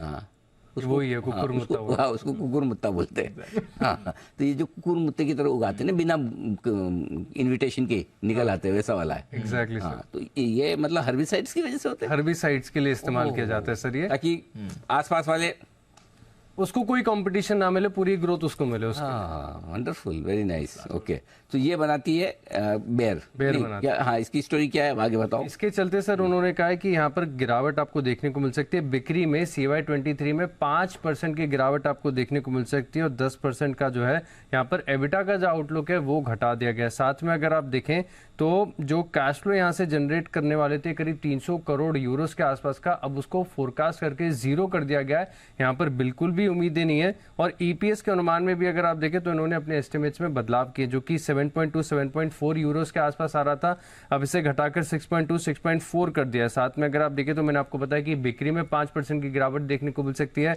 एबिटा में करीब 10% के आसपास का इम्पैक्ट है इसके चलते। दरअसल अगर आप देखें तो पूरे एग्रोकेमिकल स्पेस में पिछले साल का काफी ऊंचा बेस है। पिछले साल तक हम देख रहे थे कि क्रॉप की जो कीमतें थी वो काफी ज्यादा थी, चाइना से सप्लाई कम थी, अब सप्लाई यहाँ पर बढ़ती हुई नजर आ रही है। साथ में अगर आप देखें तो जो क्रॉप्स की कीमतें हैं वो भी घट रही हैं, तो इसका एक बेनिफिट यहाँ पर जो एक नुकसान है वो देखने को मिल रहा है। तो कुछ स्टॉक्स है जो रडार पर रख सकते हैं। सबसे पहले बेयर क्रॉप साइंसेज लिस्टेड कंपनियां यहाँ पर इसको फोकस में रखेंगे। सुमिटोमो केमिकल्स है, हिरेनबा इंडस्ट्रीज, धर्मज क्रॉप गार्ड और UPL जो कि ग्लोबली काफी डाइवर्सिफाइड है, इसके ऊपर भी आप फोकस करके चल सकते हैं। लेकिन साथ में सर शारदा क्रॉपकेम, इसके भी जो रिजल्ट्स के बाद हाईलाइट निकल कर आई है काफी कमजोर साइड पर, और इसी के चलते स्टॉक्स ने भी रिएक्शन दिया है। इंटरेस्टिंग चीजें हैं। लगातार ये वार्निंग्स आ रही हैं, पहले भी ग्लोबल कंपनीज की तरफ से आ रही, बैसफ की तरफ से भी हमने आती हुई देखी थी। परेशानी एक आधो और भी आई थी कंपनी, अजीब सा नाम था, M से था आई थिंक। तो सारी कंपनी की वार्निंग बहुत आ रही है। केमिकल का हाल खराब है दुनिया भर में, बिल्कुल खराब है। चोपड़ा साहब को पूछूं? जी सर। चोपड़ा साहब क्या हो रहा है केमिकल कंपनी में, हालत खराब क्यों है? एक रीजन मैं जो समझ पाता हूँ अनिल जी कि इस दौरान जब कोविड के दौरान और उसके बाद भी कुछ सप्लाई चेन ग्लिचेस आई, जो ज़्यादातर जो कच्चा माल आता है केमिकल कंपनीज का वो चाइना से आता है। जैसे फार्मा में APIs होती हैं, तो बहुत सारे केमिकल्स हैं जो कि एग्रोकेम में यूज़ होते हैं, वो चाइना एक बहुत बड़ा सोर्स है। लॉजिस्टिक्स इश्यूज थे, जो वेसल्स हैं उनके प्राइसेस बहुत बढ़ गए थे, तो इसके चलते हुए बहुत हाई रेट्स पे कंपनीज ने खरीदा, और उसको जाहिर बात है कोई भी बड़ी कंपनी जिसका बहुत अच्छा बड़ा सप्लाई चेन होता है तो उसको कम से कम 2 से 3 क्वार्टर्स का, मे बी 4 क्वार्टर्स का पहले से माल लेके रखना पड़ता है, तो महंगा माल ले लिया गया। इस दौरान चाइना में ओपनिंग हो गई, कोविड के वजह से जो पहले बंद था वो ओपनिंग हो गया और एकदम से जो कच्चा माल है वो 30 से 40% उसके रेट्स गिर गए। तो मैंने कुछ अध्ययन किया था कुछ कंपनीज का जो जिन्होंने रिजल्ट्स पेश किए थे लास्ट क्वार्टर में भी, तो उनका ये कहना था कि जो इनपुट प्राइसेस है वो बहुत हाई है जिसमें उन्होंने माल लिया। अब वो पूरी तरीके से पास ऑन कर नहीं पा रहे हैं क्योंकि थोड़ा सा रेगुलेटेड सेक्टर भी है और क्योंकि किसान हैं तो बहुत प्राइस सेंसिटिव होते हैं, तो उस कारण से बहुत ज़्यादा प्राइस का जो अपसाइड है वो पास ऑन नहीं कर पाए और उन्होंने अपने जो प्रॉफिटेबिलिटी है उस पर हिट लिया। मुझे लगता है 1-2 क्वार्टर्स में ये ठीक हो जाना चाहिए और जितनी भी बड़ी कंपनीज हैं, चाहे वो पीआई इंडस्ट्रीज हों, चाहे वो बेयर क्रॉप साइंस हो या जो भी एग्रोकेम में या केमिकल कंपनीज हैं, वो ओवर नेक्स्ट 2 क्वार्टर्स ठीक करना चाहिए। तो मुझे लगता है कि अभी नहीं, बट मे बी जो 3rd क्वार्टर है वहाँ पे थोड़ा एक्यूमुलेशन शुरू करना चाहिए। तो ये आपके लिए केमिकल स्टॉक्स पर नज़र, इसमें भी डिफरेंट डिस्टिंक्शंस हैं, सारे एक तरह नहीं हो सकते, बट आज हम देख रहे हैं स्पेस में थोड़ा दबाव है। पेस्टिसाइड स्टॉक्स में भी है, केमिकल्स में भी है। कल एसआरएफ पर तो हमने कमजोरी देखी थी, अनिल जी ने सेल कॉल भी दी थी, यहाँ पर कमजोरी अभी भी वहाँ पर आपको बनती हुई दिख रही है। बट कुछ और काउंटर्स हैं जहाँ पर मूव आ रहा है क्योंकि निफ्टी थोड़ा रिकवरी के मूड में है। कुछ और स्टॉक्स में आपको मूवमेंट बनते हुए दिख रहा है इस समय, और कमोडिटी लिंक्ड नेम्स और साथ ही इंफ्रा लिंक नेम्स ये थोड़ा एक्शन में आए हैं अभी। थोड़ा एक्शन आपको पिरामल एंटरप्राइजेज में भी आते हुए दिख रहा है। एक बार वागले साहब से जरा यहाँ पर भी चार्ट चेक लिया जाए। वागले साहब, आज वैसे फाइनेंशियल्स के लिए उतना बड़ा दिन नहीं है, बट पिरामल पिछले 10-15 मिनट में थोड़ा एक्शन दिखा रहा है सर, जरा देखें। 1% ही ऊपर है इस समय, बट कुछ एक्शन बना है पिछले कुछ मिनटों में। दीपांशु पॉजिटिव है लेकिन इतना मोमेंटम नहीं है, कंसोलिडेशन है। मुझे लगता है ये 1025 के लेवल क्रॉस करेगा तो फिर मोमेंटम आना चाहिए, फिर 1050 1060 तक जा सकता है। तो आपको अगर पोजिशनली लेना है तो यहाँ ले सकते हैं, लेकिन आपको इंट्राडे ड्यूरिंग द डे की मूव के लिए पकड़ना है तो 1025 के ऊपर ही बाय करें। पिरामल हो 1000 के पार, बड़े दिनों बाद आ रहा है एक्शन सर, इसको नजर रखनी है। चलो बढ़िया है। आज एनबीएफसी में एक्शन पूरा है। मुथूट फाइनेंस अभी वागले साहब ने थोड़ी देर पहले रिकमेंड किया ही था। आइए सुमित जी भी कुछ रिकमेंड, पता नहीं मुझे ऐसी फीलिंग क्यों आ रही, सुमित जी कोई बाय कॉल देंगे। हाँ पिछले वाला तो शॉर्ट कॉल था, सुमित जी का शॉर्ट था ना आज, नहीं ओएनजीसी लॉन्ग था। चलिए बिल्कुल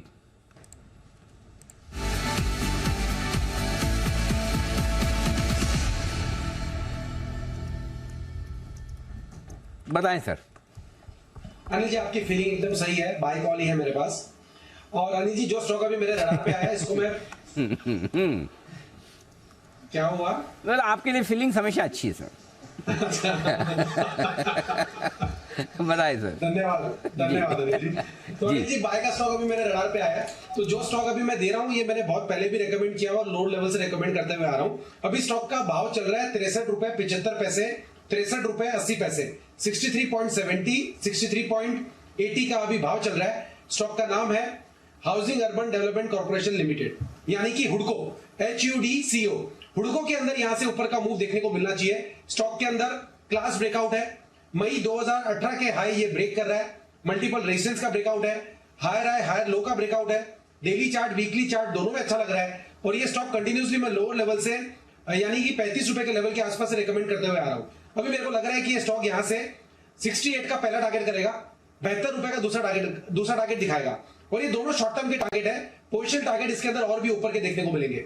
हुडको में यहाँ पे सीएमपी पे खरीदारी करें, 60 रुपए का नीचे में स्टॉप लॉस लगाएं, 68 रुपया 72 रुपया, ये दो इमीडिएट 2-4-5 दिनों के अंदर ही देखने को मिलने चाहिए और पोजिशन और ऊपर के लेवल देखने को मिलेंगे। हुडको यहाँ पर आपको एक्शन आते हुए दिख रहा है, तो इस पर भी इंटरेस्टिंग नेम आ रहे हैं रेडार पर इस समय जो बाजार का मूवमेंट आपको दिखा रहा है। रियल एस्टेट भी इसमें जुड़ चुका है। बैंक निफ्टी भी रिकवरी कर रहा है, 45,900 पर बैंक निफ्टी आपको आते हुए दिख रहा है। 19,700 अभी निफ्टी ने रिक्लेम भी किया है। कोई ऐसी बड़ी मूव नहीं आ रही है, बट पिछले 15-20 मिनटों से जब से स्ट्रैटेजी की बात करिए तब से थोड़ा एक्शन इस बाजार में आ रहा है। देखते हैं यहाँ से मूव करेगा नहीं। ट्रेडिंग कॉल्स भी आ रही है। चार्ट कॉर्नर राकेश जी, कुणाल जी का।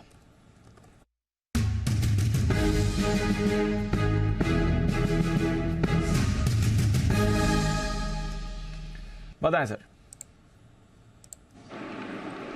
दीपांशु बिल्कुल चार्ट कॉर्नर का है, but qualify pick of the day के लिए करता है तो पिक ऑफ द डे ही मान लेना चाहिए। और स्टॉक है जी एंटरटेनमेंट, बेहतरीन टेक्निकल स्ट्रक्चर है, नीट क्लीन क्लियर रिवर्सल है, नीचे में 220 के अराउंड अच्छा खासा बेस बना हुआ है और टेक्निकली 245 247 की तरफ स्टॉक जा रहा है। ओवर टू कुणाल जी। देखिए दीपांशु, चार्ट पर एक पैटर्न बना है जिसको 3 राइजिंग मेथड पैटर्न कहते हैं। इसका ब्रेकआउट आता हुआ दिख रहा है। इसमें capital letter N for Nagaland, ये इस तरह की आकृति चार्ट पर बनती है, उसका ब्रेकआउट आता हुआ चार्ट पर दिख रहा है। तो हमें लगता है कि यहाँ पर आपको 250 रुपये तक के मूव्स देखने को मिलेंगे। तो खरीदारी की राय है जी एंटरटेनमेंट के फ्यूचर्स में। यहाँ पर स्टॉप लॉस रखें 221 रुपये पर, 221 के स्टॉप लॉस से खरीदारी करें। 238 और 244 ये 2 टारगेट हैं जिनके लिए जी एंटरटेनमेंट के फ्यूचर्स में बाय करने की राय। ओके, तो जी में करें खरीदारी, ये राय आई है, ये आया है कुणाल जी और राकेश जी के जी में, यहाँ खरीदारी। अच्छा कुणाल जी, इसने कौन सा वाला पैटर्न बनाया है ये आप बता दें कुछ? 3 राइजिंग, क्या क्या पैटर्न का नाम बताइए जरा वापस।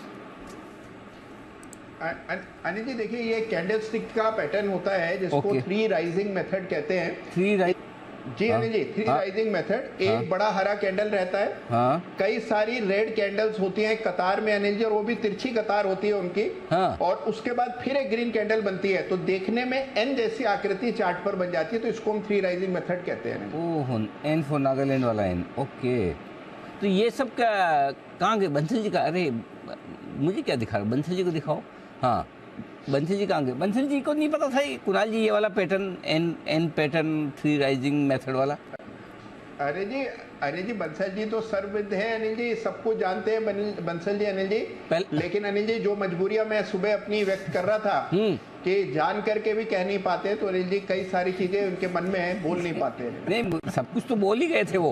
उन्होंने बोला था जी बहुत अच्छा लग रहा है, ये पिक ऑफ द डे भी है, ये 220-21 से एक अच्छा ब्रेकआउट दिया है, 238-40 तक जाने को तैयार है। तो मैं सोचा था अब कुणाल जी के लिए बचा क्या। फिर पता चला कि कुणाल जी ने खाली ये एन वाला पैटर्न अलग से बोला है। तो बंसल जी आपको नहीं पता था ये वाला पैटर्न?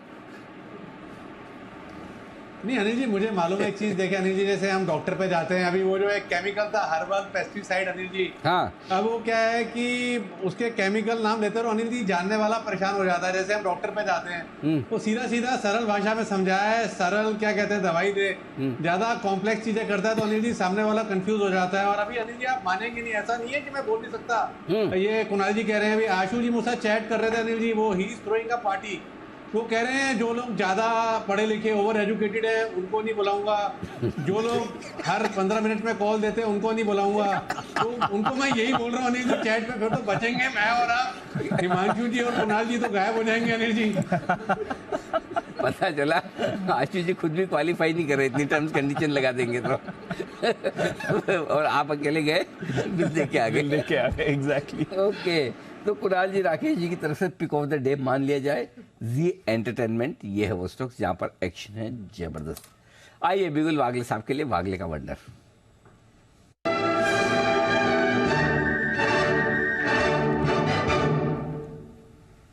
जी वागले साहब।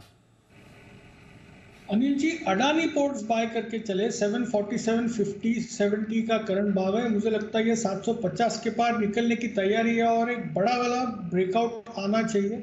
अगर 750 के पार निकलता है तो और ऐड करें। 770 तक 21 रुपए की मुझे मूव दिखती है, जो मुझे दिखता है कल के दिन में ही आ सकती है, वो भी फर्स्ट हाफ में।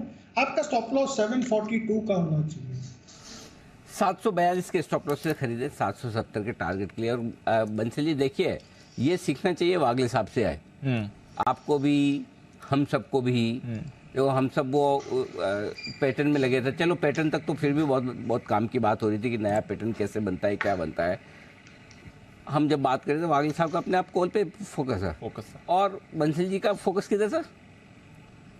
पार्टी पर। हाँ एग्जैक्टली। हाँ देखो ऐसा है, आशु जी तो शो पे नहीं होंगे तो डिस्ट्रैक्ट करते रहेंगे आपको बीच बीच में है ना। आप फोकस, काम के वक्त पार्टी की बात कौन करता है? ये भी बात। हाँ, इधर लाइव मार्केट कर रहे हैं। कुणाल जी ऑब्जेक्शन नहीं लेते आप? पार्टी के बाद अनिल जी देखिए, काम के समय पार्टी की बात बंसल जी करते हैं अनिल जी। हाँ, वही तो मैं बोल रहा हूँ, और वो भी है कि जिसमें आपको शामिल नहीं किया जा रहा है। Double objection. ओके, इस बीच अदानी पोर्ट ये है खरीदारी करने के लिए आए वागले साहब की तरफ से 770 के लक्ष्य के लिए। आइए, टेस्ला ये है वो कार जो बंसल जी काफ़ी लंबे समय से खरीदना चाहते थे, और जब टेस्ला का भारत में लॉन्च होने का प्लान हुआ तो बड़ी खुशियाँ भी व्यक्त की गई। अब इस प्लान को हम थोड़ा और आगे बढ़ाते हैं आप सबकी जानकारी के लिए। कुशल है हमारे साथ तैयार कि टेस्ला भारत में क्या कुछ करने वाला है। कुशल बताइए, कार लॉन्च होने की तैयारी में है या अभी थोड़ा वक्त लगेगा? बिल्कुल, कार लॉन्च होने की तैयारी है सर, और बेहद ज़बरदस्त तरीके से ये तैयारियां होती हुई दिख रही है, क्योंकि पिछले महीने ही जब प्रधानमंत्री मोदी यूएस गए थे तो उस समय एलॉन मस्क जो कि टेस्ला के फाउंडर है, उनकी मुलाकात उनसे हुई थी, और वो कह रहे थे कि जितना जल्दी ह्यूमनली पॉसिबल होगा वो उतनी जल्दी इंडिया में आते हुए नजर आएंगे। तो उसका जो प्रमाण है वो अब आपके सामने आते हुए दिख रहा है। पहले वर्चुअल मीटिंग पीयूष गोयल जो कॉमर्स मिनिस्टर है उनके साथ हो चुकी है, और एलॉन मस्क की, और अब टेस्ला के कुछ रिप्रेजेंटेटिव्स ऐसी एक्सपेक्टेशंस है कि इसी महीने यानी कि अगले 6-7 दिनों में ही यहाँ पर अगेन पीयूष गोयल के साथ फेस टू फेस मीटिंग भी कर सकते हैं। अब इस मीटिंग के अंतर्गत क्या होगा, अब यही देखना है कि आगे चलकर जो लैंड एक्विजिशन ये करेंगे, उसके बाद एक बड़ी गीगा फैक्ट्री बनाने का इनका विचार है, जिसकी एनुअल क्षमता करीबन 5 लाख यूनिट्स की होगी। तो अगर आप 5 लाख यूनिट्स यहाँ पे प्रोड्यूस कर रहे हैं, और भारत के लिए इन स्पेसिफिक जो लोकल मार्केट है उसके लिए ये लो कॉस्ट इलेक्ट्रिक व्हीकल बनाना चाहते हैं,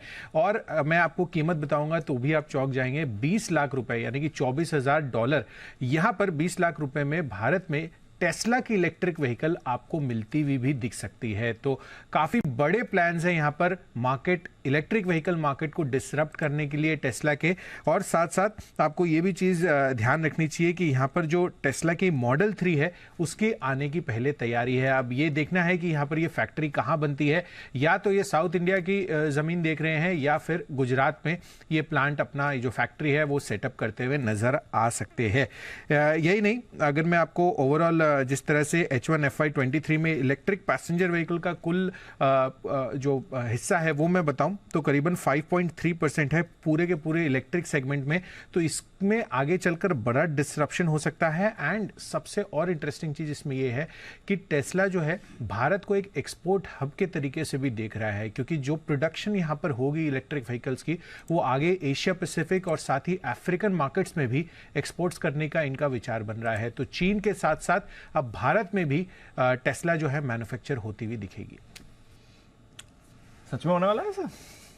प्लान्स तो काफी ज्यादा बड़े हैं दीप। आई थिंक इसलिए भी आज सुबह थोड़ा सोना BLW में आप एक्शन देख रहे थे। वरॉक इंजीनियरिंग आई थिंक ऑलरेडी इनके ग्लोबल सप्लायर्स हैं।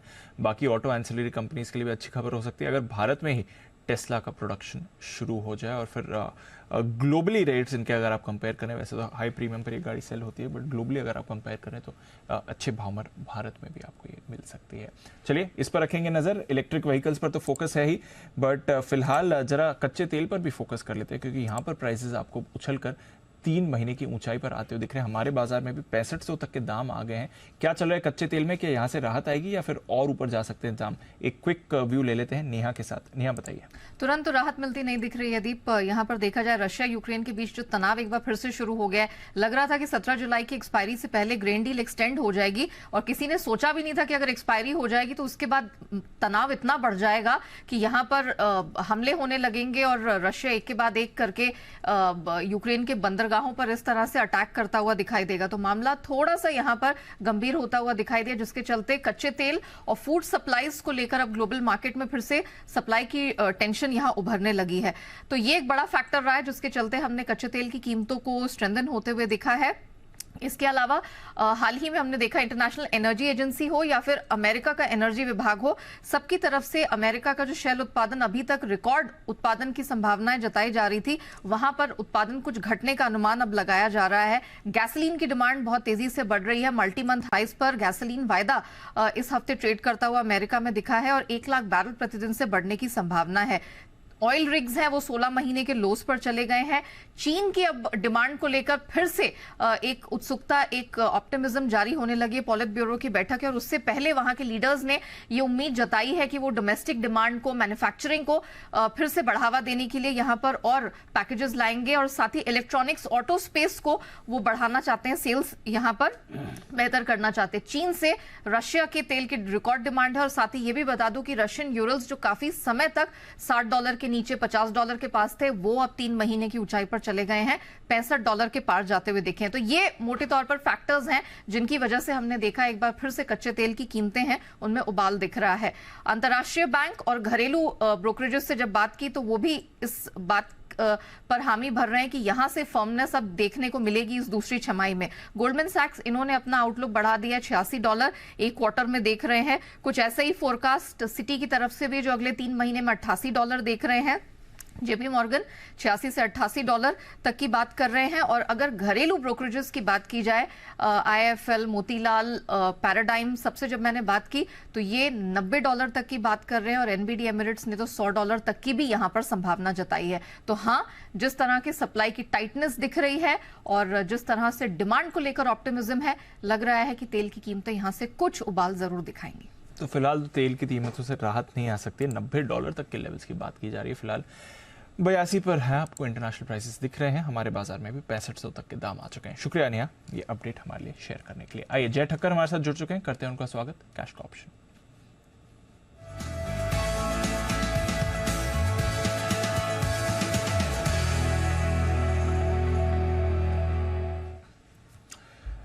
स्वागत है जय, गुड आफ्टरनून। एक रेंज में ही बाजार, बट उसमें थोड़ा शार्प उतार चढ़ाव दिख रहा है। अभी बैंक निफ्टी रिकवर हो गया था, अब देखते देखते 125 पॉइंट गिर भी चुका है। बताएं क्या करना है इस रेंज बाउंड बट वॉलेटाइल बाजार में? Good afternoon to you Deep, good afternoon to you Anil ji. Well Deep, कल पुट ऑप्शन जो दिया था वही टारगेट से दिया था कि 19,600-625 की रेंज टेस्ट करे और आज का लो अगर आप देखें तो 615 का है। एंड मार्केट में वहीं से एक बाउंस देखने मिला है, बट ऑन दी अपसाइड 19,700-800 यहाँ पे रेजिस्टेंस भी है। But looking at the current range Deep, मुझे ऐसा लग रहा है कि इस लेवल्स पर आप 19,600 का कॉल ऑप्शन यहाँ पे निफ्टी में हमें खरीदना चाहिए, because short term point of view मुझे ऐसा लग रहा है कि 750 तक का एक बाउंस आपको देखने मिला है। तो ये 111-112 के रेंज में अभी ट्रेड कर रहा है। 19,600 का कॉल ऑप्शन कल पुट दिया था, आज कॉल दे रहा हूँ 19,600 के स्ट्राइक का। ये in the money call option है दीप। एंड यहाँ पे आपको जो स्टॉप लॉस लगाना होगा दैट वुड बी एट 67। सो 111-12 के रेंज में खरीदे, 67 का स्टॉप लॉस होगा। टारगेट ऊपर में 155 पहला एंड दूसरा टारगेट बन रहा है 173 का। ये दो टारगेट्स के लिए खरीदे। अगर 750 तक भी जाता है तो हमारा फर्स्ट टारगेट हासिल हो सकता है। ओके, तो ये है जय की तरफ से 19,600 के कॉल खरीदने की राय। तो चलिए, वहां पर आपको अब भरोसा आ रहा है कि बाजार जो गिरना था वो गिर चुका है, अब यहाँ से और गिरना नहीं चाहिए। ये व्यू आपके लिए बनते हुए दिख रहा है। नजर रखते हैं एक्शन इस पर आपको बनते हुए दिख भी रहा है। थोड़ी खरीदारी भी आ रही है। निफ्टी एटलीस्ट थोड़ा फ्लैट आपको दिख रहा है और स्टॉक स्पेसिफिक मूवमेंट भी हो रहा है। वेदांता पर भी रखिए नजर, ये इंटरेस्टिंग स्टॉक है, नतीजों के बाद थोड़ा दबाव में था, बट बाकी मेटल्स के साथ ये भी थोड़ा रिबाउंड कर रहा है। 3% ऊपर इस समय ये ट्रेड कर रहा है। सुदीप शाह साहब, एक बार वेदांता का चार्ट जरा देखें, थोड़ा एक्शन में दिख रहा है। बाकी मेटल्स की तरह ये भी थोड़ी तेजी में, यहाँ पर कोई ट्रेड बनते हुए दिखता है? जो हिसाब से वेदांता का चार्ट है, मुझे लग रहा है यहाँ पे कोई लॉन्ग ट्रेड तो नहीं बन रहा है। कि कल परसों जो एक फॉल चालू हुआ था 282 पे और कल एक गैप डाउन ओपन हुआ था 270 तक आया था, लेकिन स्टॉक ने आज एक सपोर्ट लिया है 270-272, बट स्टॉक वो जो गैप का एरिया है 278-280 का, स्टॉक उसके ऊपर सस्टेन नहीं कर पा रहा है। तो मुझे लग रहा है इसको स्टॉक को हमें देखना चाहिए एक बार कि 281-282 के ऊपर सस्टेन करे, तो वहां से हम एक बार सोच सकते हैं कि एक थोड़ा बॉटमिंग आउट प्रोसेस हो रहा है। वरना मुझे लग रहा है यहाँ पे चार्ट में डाउन साइड ओपन है, जब तक 282-283 क्रॉस नहीं करता है तो हम शायद से 265 और 260 के लेवल्स भी देख पाएंगे स्टॉक में। ओके, तो ये है आपके लिए वेदांता, इस पर है एक्शन। IT कंपनी में नतीजे आ चुके हैं सबके सब, ऐसा हमें लगता था। अभी पता चला कुशल को देख के कि एक आध के बाकी, एक बड़ी वाले के टेक वेंचर्स, कुशल टेक में तो अभी तक नहीं आए। ये ऐसा ही होता है सर मोस्टली इनका लास्ट में लास्ट में बाद में आते हैं। अच्छा, इन्फोसिस टीसीएस पहले और फिर इनका इन्फोसिस टीसीएस तो पहले ही जाता है। अच्छा, सबसे आखिरी यही रहता है, सबसे बड़े आखिरी में तो एक सबसे महीना आखिरी यही रहता है। बताएं क्या है अनुमान, कब कल आ रहे हैं ना? कल नंबर्स कल आ रहे हैं। हाँ, बताइए कैसे पोस्ट मार्केट नंबर्स आने कल भी पोस्ट मार्केट। हाँ, ओके, पोस्ट मार्केट। तो सबसे पहले डॉलर आई की बात कर लेते हैं। करीबन 1.5% गिरकर 164 करोड़ डॉलर कंपनी रिपोर्ट कर सकती है। एडजस्टेड बेसिस पर कंपनी का कामकाजी मुनाफा 9% गिरकर 1390 करोड़ पर आता हुआ नजर आएगा। ये एडजस्टेड बेसिस पर एबिट इसलिए बोल रहा हूँ क्योंकि पिछली तिमाही में इन्होंने गुडविल और नॉन करंट एसेट्स का करीबन 213 करोड़ रुपए का इम्पेयरमेंट लिया था। अब आप देखिए तो मार्जिन एडजस्टेड बेसिस पर वो आपको देखना चाहिए तो 11.1% पिछले तिमाही में था, इस बारी 10.3% का अनुमान है और मुनाफा करीबन 1.5% गिरकर 1100 करोड़ पर कंपनी का रह सकता है। तो जो communication media and entertainment vertical है उसमें थोड़ी कमजोरी है, जिसके कारण से आय पर दबाव है। BFSI और हाईटेक वर्टिकल्स पर भी आपको थोड़ा धीमापन दिख रहा है। अब यही देखना है कि यहाँ पर कंपनी की जो मार्जिन्स अभी डिप होने का अनुमान है वो आगे चलकर किस तरह की ट्रेजेक्टरी रहती है और साथ ही जिस तरह से इनके ओवरऑल ग्रोथ रिलेटेड आउटलुक है खासकर 5G पर, उस पर कंपनी की क्या कमेंट्री रहती है, इन सभी फैक्टर्स पर आपको ध्यान में रखकर टेक महिंद्रा के नंबर्स को जज करना है। बट अभी जो नंबर्स दिख रहे हैं on the face of it वो तो थोड़े खराब साइड पर ही एक्सपेक्टेड है। अभी तो नंबर्स खराब साइड पर ही दिख रहे हैं। ये है आपके लिए टेक महिंद्रा। चोपड़ा साहब, लार्ज कंपनीज में से आखिरी टेक कंपनीज जिसके नंबर्स आने वाले हैं, अब तक जो सीजन गया है कैसे समझे सर टेक महिंद्रा की परफॉर्मेंस के लिए भी, और लार्ज कैप आईटी का आउटलुक बनता है? बाकी सबने गाइडेंस नहीं टच करी, बट इन्फोसिस की तो बड़ी कटौती हुई थी गाइडेंस में।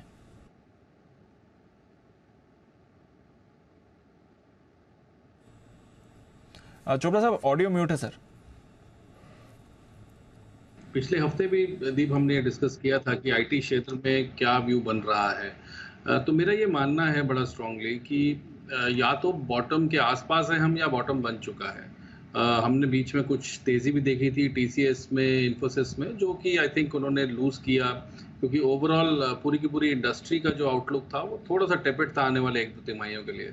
मगर मुझे लगता है ये लेने का टाइम है। आने वाले 3 से 6 महीने में अगर आप अच्छी बड़ी आईटी कंपनी जैसे टेक महिंद्रा है, HCL है, TCS है, विप्रो है। विप्रो मुझे बहुत अच्छा लगता है क्योंकि विप्रो अभी तक चला ही नहीं है और इस भाव पे यदि विप्रो आप लेते हैं तो मुझे लगता है कि अगर कोई 1-1.5 साल के लिए विप्रो लेके रखे तो यहाँ से 700-750 का लेवल भी उसमें देखने को मिलेगा क्योंकि चीज़ें रिवाइव होंगी।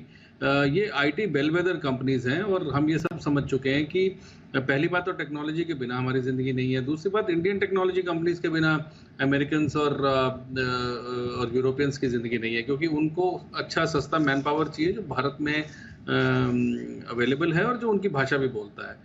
तो मेरे अंदाजे से अच्छा करना चाहिए। अगर कोई 6 महीने से साल भर के परव्यू से आईटी कंपनीज में खरीदारी करना चाहता है तो मुझे लगता है कि यू शुड स्टार्ट निबलिंग, अभी यहाँ से लेना शुरू करना चाहिए।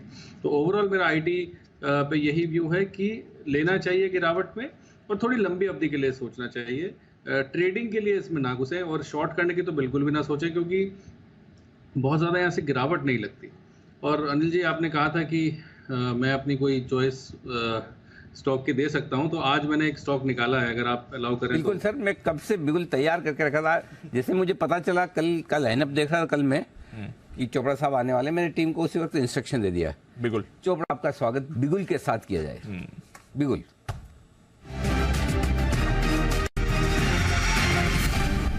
फरमाएं सर।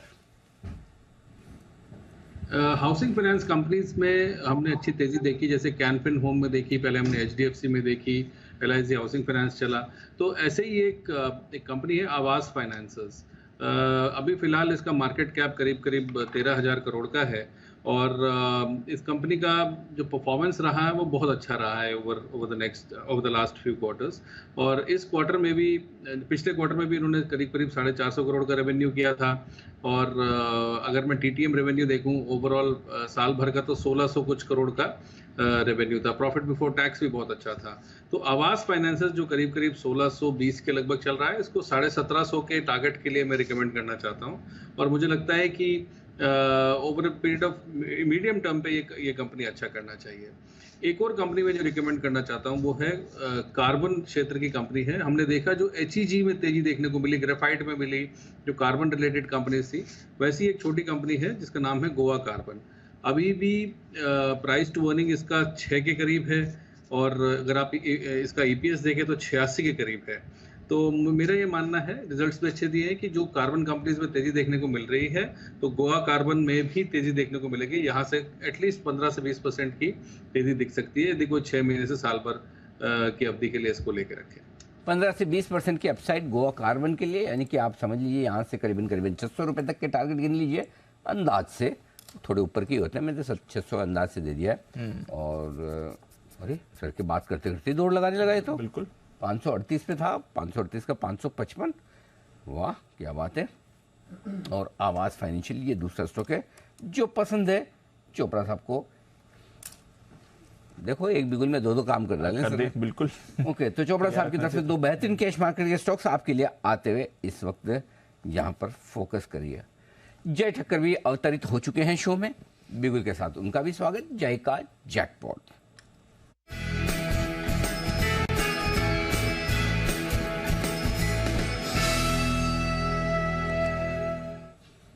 कैश का ऑप्शन तो जय बता ही चुके हैं, 19,600 का in the money call option आपको खरीदना है 111 में, लेकिन अब आपको लेना है जैकपॉट शेयर। बताएं सर।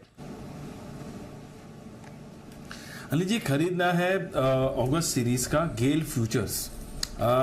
117 रुपये 40 पैसे के एवरेज पर ये स्टॉक ट्रेड कर रहा है अनिल जी, इसको खरीदे अभी।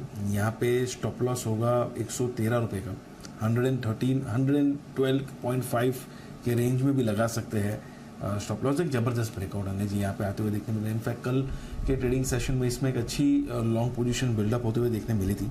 आज फर्दर एडिशन है यहाँ पे क्लियरली, एंड जो हिसाब से इसका एक रेंज ब्रेकआउट आया है लगभग 115 रुपये से लेकर 100 रुपये की रेंज, जो 15% की एक रेंज ब्रेकआउट आई है, मुझे ऐसा लग रहा है कि इसमें और तेजी आपको गोइंग फॉरवर्ड देखने मिल सकती है। फर्स्ट टारगेट जो इसके निकल कर आ रहे हैं डेट कम्स टू 124, 124 का पहला टारगेट है एंड 129 का दूसरा टारगेट। तो ये है आपके लिए गेल, यहाँ पर करनी है आपको खरीदारी। जय की तरफ से आ रही है, थोड़ा स्टॉक्स पर जय का ज्यादा फोकस बना हुआ है। आइए स्टॉक्स की बात कर रहे हैं, बैन से बेनिफिट ये भी ले लेते हैं। आशीष हमारे साथ तैयार।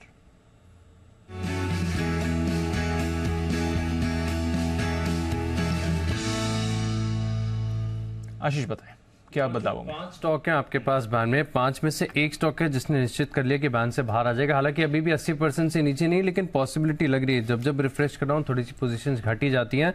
PNB है स्टॉक का नाम, कल 80.92% थी इसकी मार्केट वाइड पोजीशन लिमिट। फिलहाल अगर आप देखें तो 80.83 हो गई, 80% से नीचे आती जो है स्टॉक बैन से बाहर आ जाएगा। अभी 9 मिनट करीब बचे हुए हैं तो उम्मीद है। बाकी इंडिया बुल्स हाउसिंग फाइनेंस 83% पर नहीं आएगा, कैनरा बैंक 85%, डेल्टा कॉप करीब 100% और RBL बैंक है 103.5%। तो ये तो स्टॉक बाकी के 4 बैन में बने रहेंगे। अब क्योंकि एक्सपायरी नजदीक आ रही है तो काफी सारे स्टॉक्स में आपको रोल ओवर भी देखने को मिल रहा है। तो बहुत सारे स्टॉक्स हैं जहाँ पोजीशन ज्यादा है। टॉप 3 आपको बता देता हूं। मनप्पुरम है 125% है market wide position limit.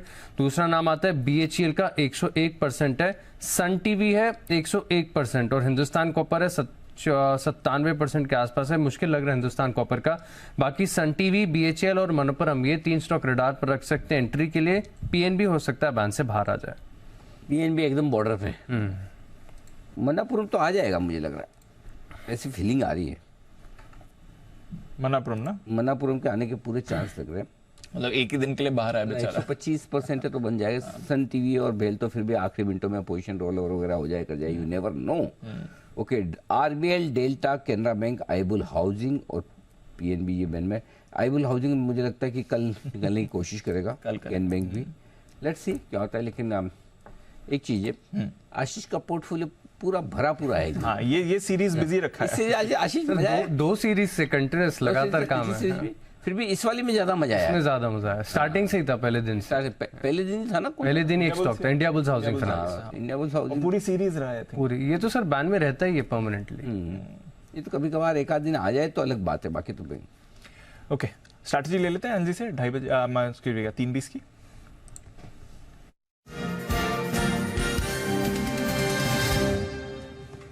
Sir Nasdaq futures तो और मजबूत हो गया, ऑलमोस्ट 0.5% ऊपर है। S&P 500 फ्यूचर्स मजबूत है। डाउ ठीक है, थोड़ी सुस्ती दिखा रहा है। यूरोप के बाजार भी अच्छे मूड में दिख रहे हैं, हल्की खरीदारी आ रही है। हमारे बाजार वही रेंज में जो आप बता रहे थे, क्या करके जाना है? दीप, वैसे तो व्यू ठीक है, नीचे की रेंज के निचले सिरे पे लेना है, ऊपर पे देना है।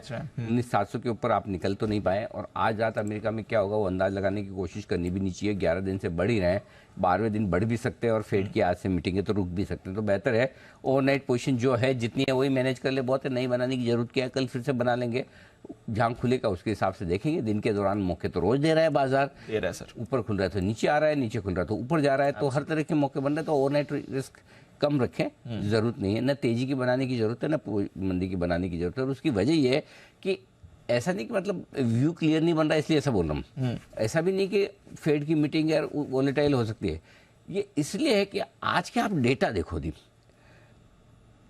ओपन इंटरेस्ट आपका निफ्टी में पुट और कॉल सेम स्ट्राइक बेस पर हाईएस्ट जो है, यस सर 19,700। बैंक निफ्टी पर पुट और कॉल हाईएस्ट ओपन इंटरेस्ट एक ही स्ट्राइक बेस पर 46,000 पर। इसका मतलब क्या है? इसका मतलब है कि एक ही लेवल पर दोनों तरह के व्यू बराबर के हैं। सो इसका मतलब है कि या तो दोनों तरफ के व्यू वाले बहुत ही कॉन्फिडेंट है, मंदी वाले के नहीं घटेगा ही घटेगा, या तेजी वाले बढ़ेगा बढ़ेगा, या फिर ये कि भाई दोनों ने ये मान के रखा कि भाई ये एक मिडिल पॉइंट है, यहाँ से गिनेंगे जो होगा देखा जाएगा। सो कभी तो ये स्ट्रॉन्ग व्यू बताता है, कभी आपको ये बताया कि लैक ऑफ व्यू, यहाँ आपका क्लैरिटी नहीं है, तो इसलिए एक ही लेवल पे आके दोनों बाय और कॉल, पुट और कॉल दोनों पोजीशन बना रहे हैं। सो आई थिंक मेरे ख्याल से दूसरी वाली चीज ज्यादा है, क्योंकि 2 दिन से देखेंगे तो कमजोरी का ट्रेंड है, लेकिन सामने फेड की मीटिंग भी है। सो आई थिंक बेहतर है कि ऐसी सिचुएशन में कोई जरूरी है ही नहीं कि आपको करना ही करना है। राइट, कभी कभी करने से नहीं करने का डिसीजन ज्यादा इंपॉर्टेंट और ज्यादा बड़ा होता है। तो आज आपको बड़ा डिसीजन लेना है तभी समझा, ऐसे ही समझाना पड़ता है। आज आपको बड़ा डिसीजन लेना है कि आप कोई डिसीजन नहीं लेंगे ट्रेड करने का, कोई ओवरनाइट वाला नहीं। कल देखेंगे, कल मिड वीक सेशन है कल, चलिए उस पर रहेगी हमारी नजर। आई क्लोजिंग पर बढ़े उससे पहले आई थिंक एक्सिस बैंक की बात कर ली जाए। वरुण है हमारे साथ तैयार बताने के लिए। वरुण, कोटक तो आज फिसला हुआ है, ICICI भी थोड़ा कमजोर है, नंबर्स के बाद कुछ ज्यादा खास मूव यहाँ पे आई नहीं, बट एक्सिस क्या कर सकता है नंबर्स में, ये बताइए। देखिए नंबर अच्छे होंगे, लेकिन याद रखिएगा कि सिटी की जो डील हुई थी उसके जो वन ऑफ्स थे वो तो आपको पिछले क्वार्टर में देखने मिले, लेकिन ऑपरेशनल कॉस्ट जो है उसके इंटीग्रेशन का वो पूरे 3 महीने का इम्पैक्ट जो है आपको इस क्वार्टर में देखने मिलेगा। पिछले बार 1 ही महीने का इम्पैक्ट था। तो ओवरऑल ग्रोथ अच्छी होगी, लेकिन निम्स, NPS इस पर नजर रखिएगा, किस तरह का मूवमेंट यहाँ देखने मिलता है। हमारा अनुमान है कि NII जो है उसमें करीब 28% के आसपास की बढ़ोतरी होगी। मुनाफा 41.6% बढ़ेगा, 5840 करोड़ पे आ सकता है। लोन ग्रोथ 20 से 25% रहेगी। डिपॉजिट ग्रोथ 20 से 22% के आसपास रह सकती है। क्रॉस NPA करीब 1.9 से 2.1% का अनुमान है। करीब 2.02% पिछले बार था। कुछ बोल रहे हैं कि घटेगा, कुछ बोल रहे हैं कि बढ़ेगा, तो यहाँ पे नजर रखिएगा। और नेट इंटरेस्ट मार्जिन में करीब 10 से 20 बेसिस पॉइंट के आसपास की गिरावट जो है वो हो सकती है। तो ग्रोथ है बिजनेस में, लेकिन सिटी के इंटीग्रेशन का इम्पैक्ट आपको ऑपरेशनल एक्सपेंस में देखने मिल सकता है। तो देखते हैं वहाँ किस तरह के नंबर्स निकल के आते हैं। चलिए, ये है आपके लिए एक्सेस, सिटी का इंटीग्रेशन का इम्पैक्ट आपको दिख सकता है। आइए एक क्विक बिगुल BTST सुदीप शाह के लिए।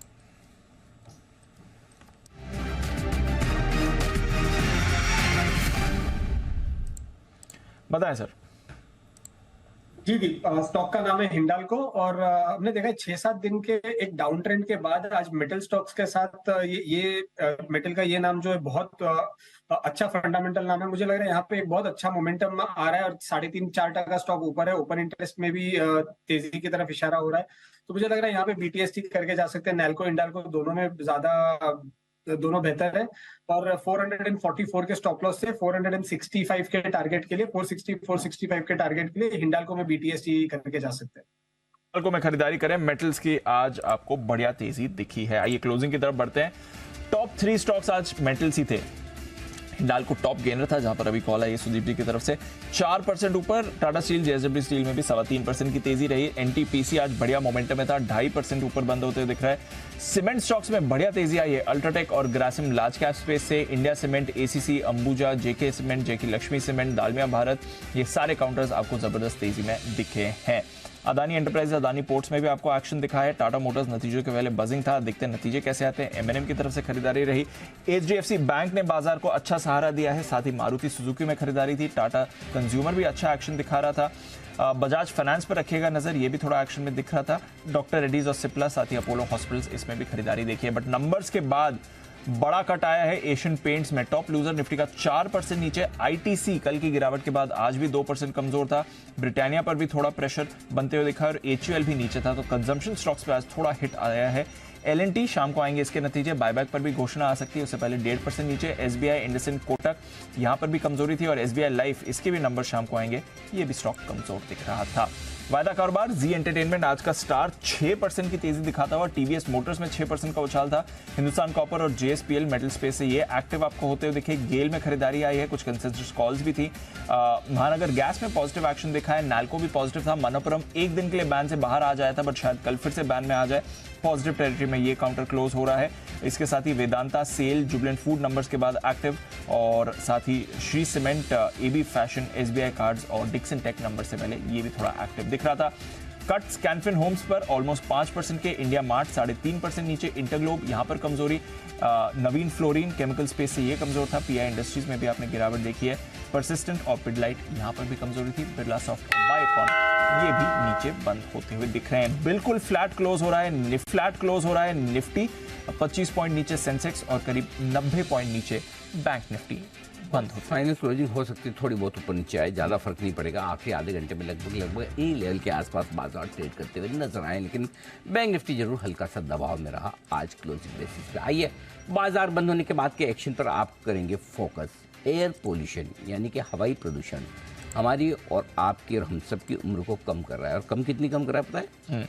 1-2 साल नहीं, 1-2 साल में तो फर्क नहीं पड़ता, लेकिन ये समय से 10-10 साल पहले भी 10 साल बूढ़ा कर रहा है।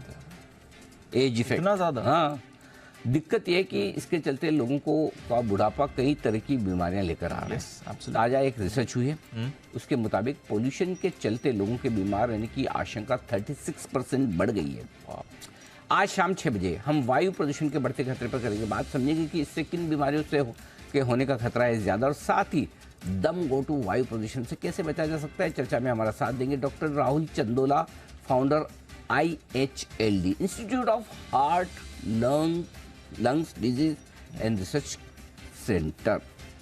डॉक्टर आशीष जैन साहब होंगे हेड पल्मोनोलॉजी मैक्स हॉस्पिटल, और doctor Gautam Bansali senior physician Bombay hospital से। इन तीनों से करेंगे मुलाकात। खराब वायु घट रही आयु। वाह बतूंजे, बहुत जोरदार टाइटल, मजा आ गया। खराब वायु घट रही आयु, मतलब सुनते मतलब लगे कि हाँ ये शो देखना, आधा घंटा देखना है। बिल्कुल। दिल्ली वाले तो खास तौर से देखेंगे क्योंकि दिल्ली में तो प्रदूषण का, लेकिन दिल्ली वाले थोड़ा सा इस बात को लेकर राहत महसूस कर सकते हैं कि इस साल से मुंबई ने भी पूरा मुकाबला किया है। हाँ, एयर क्वालिटी लेवल क्या AQI, हाँ, एयर क्वालिटी इंडेक्स में हम भी दिल्ली का कंधे से कंधे मिलाकर मुकाबला कर रहे हैं। हमारी भी एयर क्वालिटी उतनी खराब होती दिख रही है जितनी दिल्ली की है। तो अब जो बहुत बार कुणाल जी, राकेश जी सोचते थे कि ज़्यादा हमारे यहाँ पोल्यूशन हो जाएगा तो मुंबई आ जाएंगे, सेम ही सिचुएशन। मुझे लगता है कोई डेस्टिनेशन पे जाके हमें अलग से शो करना पड़ेगा, वैसा हाल है जिस तरह से एयर क्वालिटी खराब होती दिख रही है। तो शाम का ये 6 बजे का शो ज़रूर देखिएगा। इसके बाद एसेट एलोकेशन को लेकर कई फ़ायदे होते हैं, और इससे आपने सिर्फ अपने रिस्क लेने की कैपेसिटी के हिसाब से एसेट्स का चुनाव कर सकते हैं, बल्कि बाजार की चाल के हिसाब से आप टेक्टिकल एलोकेशन भी कर सकते हैं। आज समझेंगे कि एसेट एलोकेशन करने के तरीके कितने हैं, कौन सी स्ट्रेटजी आपके लिए होगी फिट। आइए, वेल्थ क्रिएशन एसेट एलोकेशन से कैसे की जाए, ये हमारा खास शो है। एसेट एलोकेशन से वेल्थ क्रिएशन कीर्तन शाह साहब होंगे और मोहित गांग साहब होंगे आज आपका साथ देने के लिए। सरकार ने एक वायरस को लेकर आम लोगों से सावधान रहने को कहा है। सरकार की संस्था Indian computer emergency response services team ने अकीरा नाम के इस वायरस को काफ़ी खतरनाक बताया।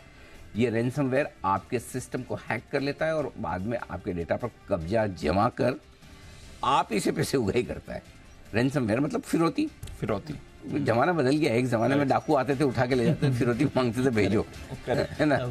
आज डाकू भी अपने घर पे, आप भी अपने घर पे और बिटकॉइन में दे दो, वैसा हाल हो गया है कि नहीं।